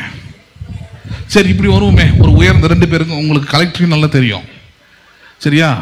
நான் பெரிய ஜாதிகாரன் சொல்றவனையும் தெரியும். 2 பேருக்கும் பிள்ளை பிறகுது, 2 பேருக்கும் ஒரே நாள் பர்த்டே வருது. இப்போ என்ன பாயிண்ட்னா, இந்த 2 பேர் பர்த்டேல ஏதோ ஒரு பர்த்டே தான் நீங்கள் அட்டன் பண்ண முடியும். அப்படின்னா யார் பர்த்டே போய் அட்டன் பண்ணுவீங்க? உங்கள் சொந்தக்காரனா? என் சொந்தக்காரனாக்கும், என் ரத்தமாக்கும், என் ஜாதியாக்கும் அவங்க அழகிறான் ஒரு ஓரமா. யார் முக்கியம்? இப்போ கலெக்டர் தான் முக்கியம், சிஎம் தான் முக்கியம், பிஎம் தான். அதிகாரம் எங்கே இருக்குதோ அவங்களுக்கு தான் என்ன உண்டாங்க? கனம் உண்டு, மரியாதை உண்டு. பேசுறது புரியுதா இல்லையா உங்களுக்கு? அதனாலதான் இந்த இடத்துல சொல்றாரு, அவர்கள் ரத்தத்தினாலாவது மாம்ச சித்தத்தினாலாவது புருஷனுடைய சித்தத்தினால் பிறவாமல் தேவனாலே பிறந்தவர்கள். யாராலே பிறந்தவர்கள்? நான் சொல்றேன், உங்க வாழ்க்கை எப்படி மாறும்? Because you are born of God. யாராலே பிறந்தவர்கள்? நீங்கள் தேவனாலே பிறந்தபடியால். நான் சொல்றேன், இருள் எல்லாம் பயப்படும், பிரச்சனைகள் உங்களை பார்த்து பயப்பட வேண்டும், வியாதிகள் உங்களை பார்த்து விலகி ஓடணும், பிசாசு உங்களை பார்த்து நடுங்கணும். Because you are born of God. யாரால் பிறந்தவர்கள்? நீங்கள் தேவனால் பிறந்தவர்கள். நம்புறீங்களா நீங்க அதை? நான் தேவனால் பிறந்தவன், அதனால எல்லாம் என் காலு கீழே தான், எக்ஸப்ட் காட். கடவுளை தவிர மற்றது எல்லாமே எங்கதான் இருக்குது? எல்லாம் சொல்லுங்களேன். பணம் என் காலு கீழே தான். எதிராளிகள் எங்க இருக்கிறான்? எங்கதான்? எங்க? நீங்க தேவனுடைய பிள்ளைங்க நீங்க. அப்ப நீங்க எப்படி யோசிக்கணும்? யோசிச்சு பாருங்க. புரியுதா உங்களுக்கு? கடவுளே உங்களுடைய அப்பாவா இருக்கிறாரு, கடவுளுடைய பிள்ளைகள் நீங்க அப்படின்னா பிரச்சனைகள் உங்களுக்கு கால் தூசிக்கு சமம். உங்களுக்கு இருக்கிற பிரச்சனைகள், உங்களுக்கு இருக்கிற வியாதிகள், உங்களுக்கு வருகிற சவால்கள், உங்களுக்கு இருக்கிற போராட்டங்கள் எல்லாம் எதுக்கு சமமானது? அது ஒன்றுத்துக்கும் பிரயோஜனப்படாது. அதெல்லாம் நம்புறீங்களா நீங்க? உங்க அப்பா சிஎம்னு வச்சுப்போமே, உங்க அப்பா சிஎம்மா இருக்கிறாரு, உங்களுக்கு வர பிரச்சனையை பார்த்து பயப்படுவீங்களா? உன்னை கொன்னுடுவேன்னு சொல்லிட்டான் ஒருத்தன், பயப்படுவீங்களா அவனை பார்த்து? இல்லை, நீ சொன்ன அடுத்த செகண்டே உன்னை தூக்கிடுவாங்க, சொன்ன அடுத்த செகண்டே தூக்கிடுவாங்க. Because I am born of CM. யாரோட பிள்ளை நான்? சிஎம்மோட பிள்ளை நான். அவருக்கு இருக்கிற அதே அதிகாரம், அவருக்கு இருக்கிற அதே கணம், அவருக்கு இருக்கிற அதே உரிமை, அவருக்கு இருக்கிற அதே பாதுகாப்பு யாருக்கும் உண்டு? அவருடைய பிள்ளைக்கும் உண்டு. யாருக்கும் உண்டு? பிள்ளைக்கும் உண்டு. நம்புறீங்களா நீங்க அதை? அதுதான் இயேசு இந்த பூமியில பயன்படுத்த சொல்றாரு. நான் இந்த பூமிக்கு வந்தது அந்த அதிகாரத்தை ஒவ்வொரு மனுஷனுக்கும் தரும்படியாக தான். வார்த்தையா வந்திருக்கிறேன், வார்த்தை உள்ளத்தில் எடுத்துக்கொள், அந்த ஒளி உங்களுக்குள்ள பிரகாசிக்கும். இந்த ஒளி எதை காண்பிக்கிறது? நான் தேவனுடைய பிள்ளைகளா இருக்கிற பிரச்சனையே, வியாதிகளே, தோல்விகளே, பயமே, உனக்கு என் மேல என்ன கிடையாது? அதிகாரம் இல்லை. காரணம், தேவனால் பிறந்தவனா இருக்கிறேன். யாரால் பிறந்தவன் நானு? அப்ப இயேசு கிறிஸ்துவின் பிறப்பில் இருக்கிற அதே மகிமை இன்னைக்கு யாருக்குள்ளும் இருக்கிறது? இன்னைக்கு எனக்குள்ளும் இருக்கிறது. அதனாலதான் இயேசு கிறிஸ்து இந்த உலகத்துல 3 வருஷ காலம் ஊழியம் செய்தார். பிசாசுகள் அவரை பார்த்து நடுங்கின, வியாதியஸ்தர்கள் அவரை பார்த்து சுகம் பெற்றார்கள், மரித்தவர்கள் உயிரோடு எழும்ப முடிஞ்சது. Because he strongly believed he was a son of God. எதனால இதெல்லாமே நடந்தது? அவர் தைரியமா ஒண்ணு நம்பினார், நான் தேவனுடைய பிள்ளையா இருக்கிறேன். யாருடைய பிள்ளையா இருக்கிறேன்? நான் சொல்றேன், நீங்க அப்படி விசுவாசிக்காத வரைக்கும் பிசாசு உங்க வாழ்க்கையில பிரச்சனைகளை கொடுத்துக்கிட்டு தான் இருப்பான். நம்புறீங்களா நீங்க? பேசுறது புரியுதா உங்களுக்கு? நான் தேவனுடைய பிள்ளை என்ற அறிவு உங்களுக்கு வராத வரைக்கும் நீங்க பிரச்சனை இருந்துகிட்டு தான் இருக்கணும், வியாதியில இருந்து கொண்டு தான் இருக்கணும். ஆனால் ஒவ்வொரு நாளும் பிரச்சனையின் மத்தியில, போராட்டத்தின் மத்தியில நீங்கள் விசுவாசிக்க வேண்டியது என்ன? சொல்ல வேண்டியது என்ன? நான் தேவனுடைய பிள்ளையாய் இருக்கிறேன். யாரா இருக்கிறேன்? நான் நீங்கள் சின்ன வயசில் இந்த ஆம்பளை பிள்ளைங்களாம் சண்டைக்கு போடும்போது பார்த்துங்க, இந்த 5th 6th ஸ்டாண்டர்டில் எவனாவது ஒருத்தர் இழிச்சவாய் மாட்டுவான் போட்டு பொழந்து எடுப்பானுங்க பசங்க. அடிக்கும் போது அந்த அடி வாங்குறோம் திடீர்னு சொல்லுவான், எங்கள் அப்பா யார் தெரியுமா போலீஸ்ன்னு பாருங்க, மொத்த பையன் அப்படி பின் வாங்கிடுவான். ஐயோ போலீஸா? அடுத்த நாள் கூட்டு வருவான் ஸ்கூலுக்கு, மொத்த பேருக்கும் தொட நடக்கும். மொத்த பசங்களுக்கு என்ன பண்ண இப்போ தொட நடக்கும். அவர் பார்த்தா நல்ல மனுஷனாக இருப்பார், அவர் புரிஞ்சுக்கிட்ட மனுஷனாக கூட இருப்பார். ஏன்பா சின்ன பிள்ளைங்க ஏன்பா சண்டை போடுக்கிறீங்கன்னு கூட இருப்பார். ஆனால் அவன் சொன்ன அந்த தோரணை இருக்குது பாருங்க, அந்த சொன்ன அந்த வார்த்தை இருக்குது பாருங்க, அது அடித்தவங்கள கதிகளுக்கு என்ன பண்ணுது, அது செஞ்சிருது. அதே தான் வியாதிகள், போராட்டங்கள், பிரச்சனைகள், அவநம்பிக்கைகள், பயங்கள், இதெல்லாமே பாருங்க, இதெல்லாம் ஆளும்படியாக தான் இயேசு வந்தார், இயேசு பிறந்தாரு. அதை ஆளுக்கு செய்யும்படியாக தான் நீங்க அதிகாரத்தை நம்ம கிட்ட கொடுத்துருக்கிறாரு. நீங்க தான் அதிகாரத்தை பயன்படுத்தணும். எப்படி எனக்கு அதிகாரம் உண்டுனா இப்படிதான் அதிகாரம் உண்டு. அவர் நாமத்தின் மேல் விசுவாசம் உள்ளவர்கள் எத்தனை பேர்களோ அத்தனை பேர்களும் தேவனுடைய பிள்ளைகள் ஆகும்படி அதிகாரம் கொடுத்திருக்கிறாரு. அப்ப இயேசு கிறிஸ்துவை விசுவாசிக்கிறீங்களா? இப்ப நீங்க யாரா இருக்கிறீங்க? அவருடைய பிள்ளைகளா இருக்கிறீங்க. அப்படின்னா நீங்கள் பயத்தின் மீது ஆளுகை செய்ய உங்களுக்கு உரிமை உண்டு. வியாதிகள் மீது ஆளுகை செய்ய உங்களுக்கு உரிமை உண்டு. பிசாசின் சகல தந்திரங்களை மேற்கொள்ள உங்களுக்கு என்ன உண்டு? உரிமை உண்டு. அவனுடைய ஆயுதங்கள் ஒன்றும் வாய்க்காது. நம்புறீங்களா? நீங்க செங்கடல் கொண்டாந்து முன்னாடி நிப்பாட்டலாம், பிரிச்சுட்டு நடப்பான். அதனால யோர்தானை கொண்டாந்து முன்னாடி நிப்பாட்டு வைக்கலாம், கடந்து போவேன். நான் எரிகோ கோட்டை கொண்டு வந்து பெருசா காட்டலாம், இடிச்சு தள்ளிட்டு போய்கிட்டே இருப்பேன். நம்புறீங்களா? நீங்க வேதம் அதை தான் கற்று தருகிறது. சர்வ வல்ல தேவனுடைய பிள்ளைகள் நீங்கள். அந்த அதிகாரத்தை தரும்படியாகத்தான் இயேசு இந்த பூமிக்கு வந்தார். அப்படிப்பட்ட மேலான மேன்மையான மகிமையை தான் இயேசுவின் பிறப்பின் மூலமாக இன்றைக்கு நீங்களும் நானும் என்ன பண்ணியிருக்கிறோம், பெற்றிருக்கிறோம். நம்புறீங்களா? நீங்க 14 பாருங்க, பார்த்து முடிக்கலாம். 14 வசனம். அந்த வார்த்தை மாம்சமாகி, அந்த வார்த்தை பிணவா மாறிச்சா, அது மாம்சம்னா இயேசுவா வந்துட்டார். அதாவது மரியாளுடைய வயிற்றில் பிறந்தார். அந்த வார்த்தை மாம்சமாகி இப்பொழுது கிருபையினாலும் சத்தியத்தினாலும் நிறைந்தவராய் யாருக்குள்ளே வாசம் பண்ணுகிறார்? அவர் யாருக்குள்ளே வாசம் பண்ணுகிறார்? வார்த்தை இயேசுவாய் இந்த பூமிக்கு வந்து, இன்னைக்கு இயேசுவாய் வந்தவர் எங்க பார்க்கிறார்னா, அவர் எனக்குள்ளும் உங்களுக்குள்ளும் அவர் என்ன பண்ணுகிறார்? அவர் வாசம் பண்ணுகிறார். இதுதான் கிறிஸ்துவின் பிறப்பு. கிறிஸ்துவின் பிறப்புன்னு சொல்றது, இப்ப கடவுளை அங்கெல்லாம் தேடாத, கடவுளை அங்கெல்லாம் தேடாத, கடவுளை உள்ளத்துல தேடிப்பாரு. கடவுள் யார் என்பதை உன் உள்ள விசுவாசிக்கிறதா? உன் சூழ்நிலையின் மத்தியில கடவுள் யாரா இருக்கிறார் என்கிற நம்பிக்கையை, விசுவாசத்தை உன் உள்ளம் தருகிறதா? தந்தால் நீ கடவுளை அறிந்திருக்கிறாய். கடவுள் உனக்குள்ளே வாழ்கிறார். நீ ஜெயிக்கிறவனாய் இருக்கிறாய், நீ வெற்றி பெறுகிறவனாய் இருக்கிறாய். எந்த பிரச்சனையும் உன்னை கீழே தள்ள முடியாது. நீ முற்றிலும் ஜெயம் கொள்ள முடியும். எப்படி ஜெயம் கொள்ள முடியும்? நீ 1000 பிரச்சனைகள் வரும். வசனம் என்ன சொல்லுது? நீதிமான்களுக்கு வருகிற துன்பமோ அநேகம், கர்த்தர் அவைகள் எல்லாவற்றிலும் நின்று அவனை விடுவிப்பார். நம்புறீங்களா? நீங்க பிரச்சனை இருக்கான்னு சொல்ல, பிரச்சனை வரும். கடவுளை தேடினாலும் தேடனாலும், ஆனால் கடவுளை தேடுகிறவனுக்கு, கடவுளை அறிந்தவனுக்கு, கடவுளை விசுவாசிக்கிறவனுக்கு, கடவுள் யார் என்கிற ஞானத்தை உள்ளவனுக்கு, அறிவு உள்ளவனுக்கு ஒன்று உண்டு, அவன் முற்றிலும் ஜெயம் கொள்ளுவான்.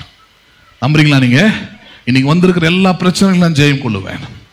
அப்படி வாழ்க்கை ஆரம்பிச்சு பாருங்க. நான் சொல்றேன், அடுத்த ஆண்டு உங்களுக்கு வித்தியாசமான ஒரு ஆண்டாயாது மாறும், ஜெயத்தின் ஆண்டாயாது மாறும். இது வரைக்கும் பார்க்காத சமாதானத்தை, சந்தோஷத்தையும் அங்க பார்க்க முடியும். அதுதான் இயேசுவின் பிறப்பின் மூலமாக உண்டான எல்லா ஜனங்களுக்கும் மிகுந்த சந்தோஷத்தை உண்டாக்கும் நற்செய்தி. என்னது? வார்த்தையானவர் மாம்சமாகி இன்றைக்கு உங்களுக்குள்ளே வாசம் பண்ணுகிறார். எங்கே வாசம் பண்ணுகிறார் அவர்? நம்புறீங்களா நீங்க? அதை அந்த சர்வ வல்லவர் உங்களுக்குள்ளே வாசம் பண்ணுகிறார். நீங்கள் அதை விசுவாசியுங்கள். உங்களுடைய இருள் எல்லாம் ஒரு நாள் என்னவாக மாறும்? அது என்னைக்கோ இல்லை, இன்னைக்கே அது என்னவாக மாறும்? அது வெளிச்சமாக மாறும். நம்புறீங்களா நீங்க அதை? ஆமா. தோல்வி நிரந்தரமானது இல்லை, வெற்றி எப்படிப்பட்டது? நிரந்தரமானது.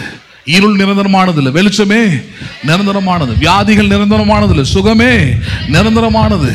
தரித்திரம் நிரந்தரமானது இல்லை, ஐஸ்வர்யமே நிரந்தரமானது. கடன் நிரந்தரமானது இல்லை, கொடுக்கிற நிலைக்கு உயர்வதே எனக்கு நிரந்தரமானது. நம்புறீங்களா நீங்க? என் தேவன் தம்முடைய மகிமையின் ஐஸ்வர்யத்தின்படி உங்கள் குறைவுகள் எல்லாம் நமக்காக பிறந்த கிறிஸ்து இயேசுவின் மூலமாக என்ன பண்ணுவார்? அவர் நிறைவாக்குவார். எல்லாரும் எழுந்து நிற்போம்.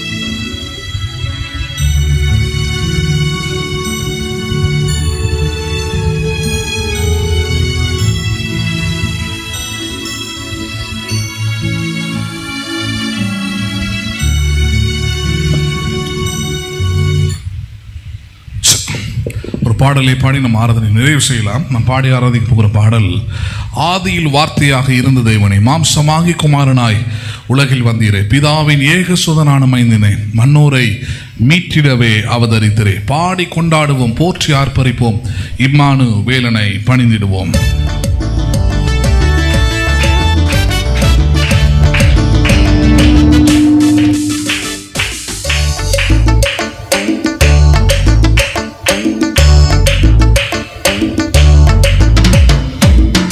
ஆதியில் வார்த்தையாக இருந்த தேவனே, மாம்சமாகி குமாரனாய் உலகில் வந்தீரே.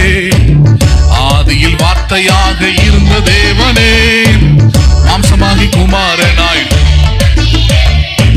பிதாவின் ஏக சுதனான மைந்தனே, மன்னோரை மீட்டிடவே அவதரித்தீரே. பிதாவின் ஏக சுதனான மைந்தனே, மன்னோரை பாடி கொண்டாடுவோம், போற்றி ஆர்ப்பரிப்போம், இம்மானுவேலனை பணிந்திடுவோம். பாடி கொண்டாடுவோம், போற்றி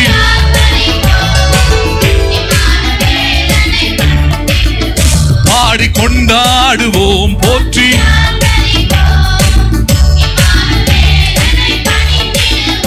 பாடி கொண்டாடுவோம், போற்றி இம்மானுவேலனை. இம்மானுவேலன் தேவன் நம்மோடு இல்லையே, இன்னல் அவர் வாழ்வில் வந்ததால் தீர்ந்ததை தொல்லை, இனி கவலையே இல்லை. என் வாழ்வில் மீட்பர் இயேசு வந்ததால், என் வாழ்வில் மீட்பர் இயேசு வந்ததால், பாடி கொண்டாடுவோம், போற்றி ஆர்ப்பரிப்போம், இம்மானுவேலனை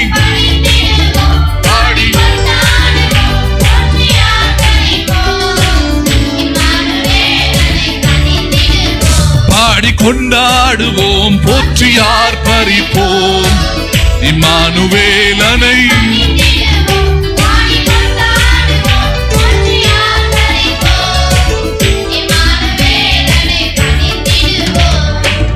தேவன் நம்மீது அன்பை காட்டிட தந்தாரே தம் குமாரனை பலியாக, பாவம் போக்கும் பரிகார இயேசுவை வந்துதித்தாரே பூவில் மனு உருவாக.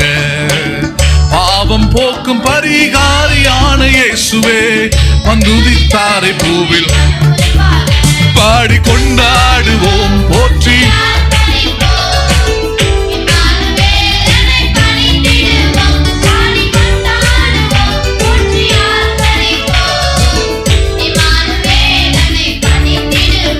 பாடி கொண்டாடுவோம், போற்றி ஆர்ப்பரிப்போம், இம்மானுவேலனை பாடி கொண்டாடுவோம், போற்றி.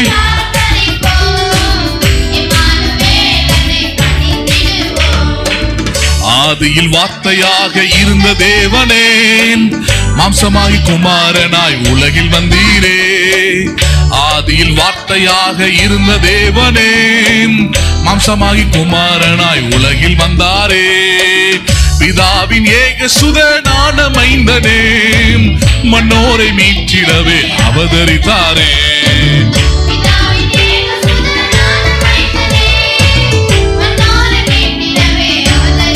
பாடுவோம், பாடி கொண்டாடுவோம், போற்றி ஆர்ப்பரிப்போம், இம்மானுவேலனை பணிந்திடுவோம். பாடி கொண்டாடுவோம், போற்றி ஆர்ப்பரிப்போம், இம்மானுவேலனை பாடி கொண்டாடுவோம், போற்றி ஆர்ப்பரிப்போம், இம்மானுவேலனை பணிந்திடுவோம். பாடி கொண்டாடுவோம், போற்றி ஆர்ப்பரிப்போம், இம்மானுவேலனை. ஜெபிப்போம். நீங்கள் அன்பும் இருக்கும் உள்ள பரலோக தகப்பனே, இந்த ஆசீர்வதிக்கப்பட்டதான இந்த அருமையான நல்ல காலை வேளைக்காக நன்றி செலுத்துகிறோம். இந்த அருமையான கிறிஸ்துமஸ் ஞாயிறு ஆராதனையிலும் பிறப்பை குறித்த பாடல்களை பாடி வார்த்தைகளை தியானிக்க நீர் எங்களுக்கு செய்த உதவிகளுக்காக, கிருபைகளுக்காக நாங்கள் நன்றி செலுத்துகிறோம் ஆண்டவரே. இந்த நேரத்திலும் கேட்ட வார்த்தைகளின்படியே மாம்சமாகி நீர் உலகத்தில் வந்தவர், நீர் எங்களுக்குள்ளே வாசம் பண்ணுகிறபடியால் நாங்கள் உம்மை ஸ்தோத்திரிக்கிறோம். வார்த்தையாக இருந்தவர் இன்றைக்கு எங்களுக்குள்ளே ஆவியானவராய் எங்களுக்குள்ளே வாசம் பண்ணுகிறீர். கிறிஸ்துவின் சாயலை, கிறிஸ்துவின் மகிமையை எங்களுக்குள்ளிருந்து வெளிப்படுத்தும்படியாக உலகத்தில் மாம்சத்தில் வந்த கிறிஸ்து பிதாவை வெளிப்படுத்தினது போல, பிதாவின் வல்லமைகளை வெளிப்படுத்தினது போல, பிதாவினால் உண்டான மாட்சிமைகளை வெளிப்படுத்தினது போல, அவரால் அநேகர் அற்புத சுகங்களின் தேவரின் வாழ்க்கைகள் மாற்றப்பட்டதையும் நாங்கள் படிக்கிறோமே. அதே போல காரியங்கள் இன்றைக்கு விசுவாசிக்கிற உள்ளத்தில் இயேசு பிறந்திருக்கிற ஒவ்வொரு வாழ்க்கையிலும் அது வெளிப்பட நீர் உதவி செய்வீராக. அப்படிப்பட்ட மாற்றத்தை, அப்படிப்பட்ட மகிமையை ஒவ்வொருவரும் அனுபவிக்க நீர் உதவி செய்வீராக. இயேசு கிறிஸ்துவின் நாமத்தில் ஜெபிக்கிறோம் எங்கள் ஜீவன் நல்ல பிதாவே, ஆமென். என் ஆத்துமாவே கர்த்தரை ஸ்தோத்திரி, என் முழுமே பரிசுத்த நாமத்தை ஸ்தோத்திரி. என் ஆத்துமாவே கர்த்தரை ஸ்தோத்திரி, கர்த்தர் செய்த சகல உபகாரங்களை மறவாதே. ஆமென். ஆசீர்வாதம் நம்முடைய கர்த்தராகிய இயேசு கிறிஸ்துவின் கிருபையும் பிதாவாகிய தேவனுடைய அன்பும் பரிசுத்த ஆவியினுடைய ஐக்கியமும் இன்றைக்கும் என்றைக்கும் சதா காலம் நம் அனைவரோடு கூட இருப்பதாக. ஆமென். ஆமென்.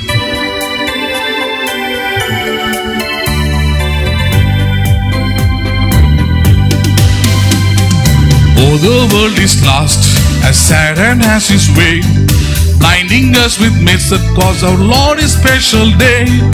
Let give him that green, no Santa's, no what tree. Only Christ, our Lord and King, was born to set us free. Oh, Jesus Christ, Jesus Christ, to save us all from sin he came that we might all be free. Oh, Jesus Christ, Jesus Christ was born for you and me. To save us all from sin he came that we might all be free. Oh, Jesus Christ, Jesus Christ was born to set and free. To save us all from sin he came that we might all be free. Oh, Jesus Christ, Jesus Christ was born for you and me, and bought our victory. Jesus Christ, oh, you little ones, let's correct what is wrong. Tell the world and teach for once the real Christmas song. Jesus is the way, the truth and the life. He is no matter what I'll do or say, let us sing a song. Jesus Christ, Jesus Christ was born for you and me. Save us all from sin he came that we might all be free. Oh, Jesus Christ, Jesus Christ was born for you and me. Save us all from sin he came that all might may be free. Oh, பிறந்தார் பிறந்தார் கிறிஸ்து பிறந்தார் விண்ணிலும். ஓ, பிறந்தார் பிறந்தார்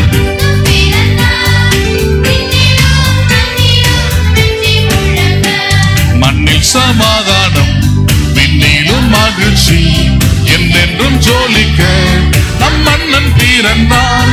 மண்ணில் சமாதானம், விண்ணிலும் மகிழ்ச்சி, என்றென்றும் ஜோலிக்க நம் மன்னன். ஓ, பிறந்தார் பிறந்தார் கிறிஸ்து பிறந்தார்.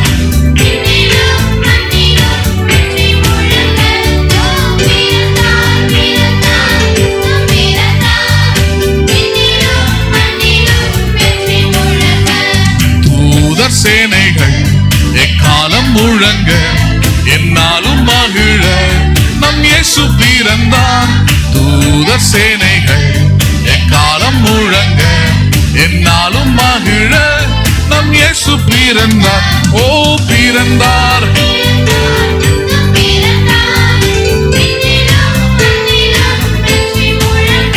ஓ, பிறந்தார் பிறந்தார்.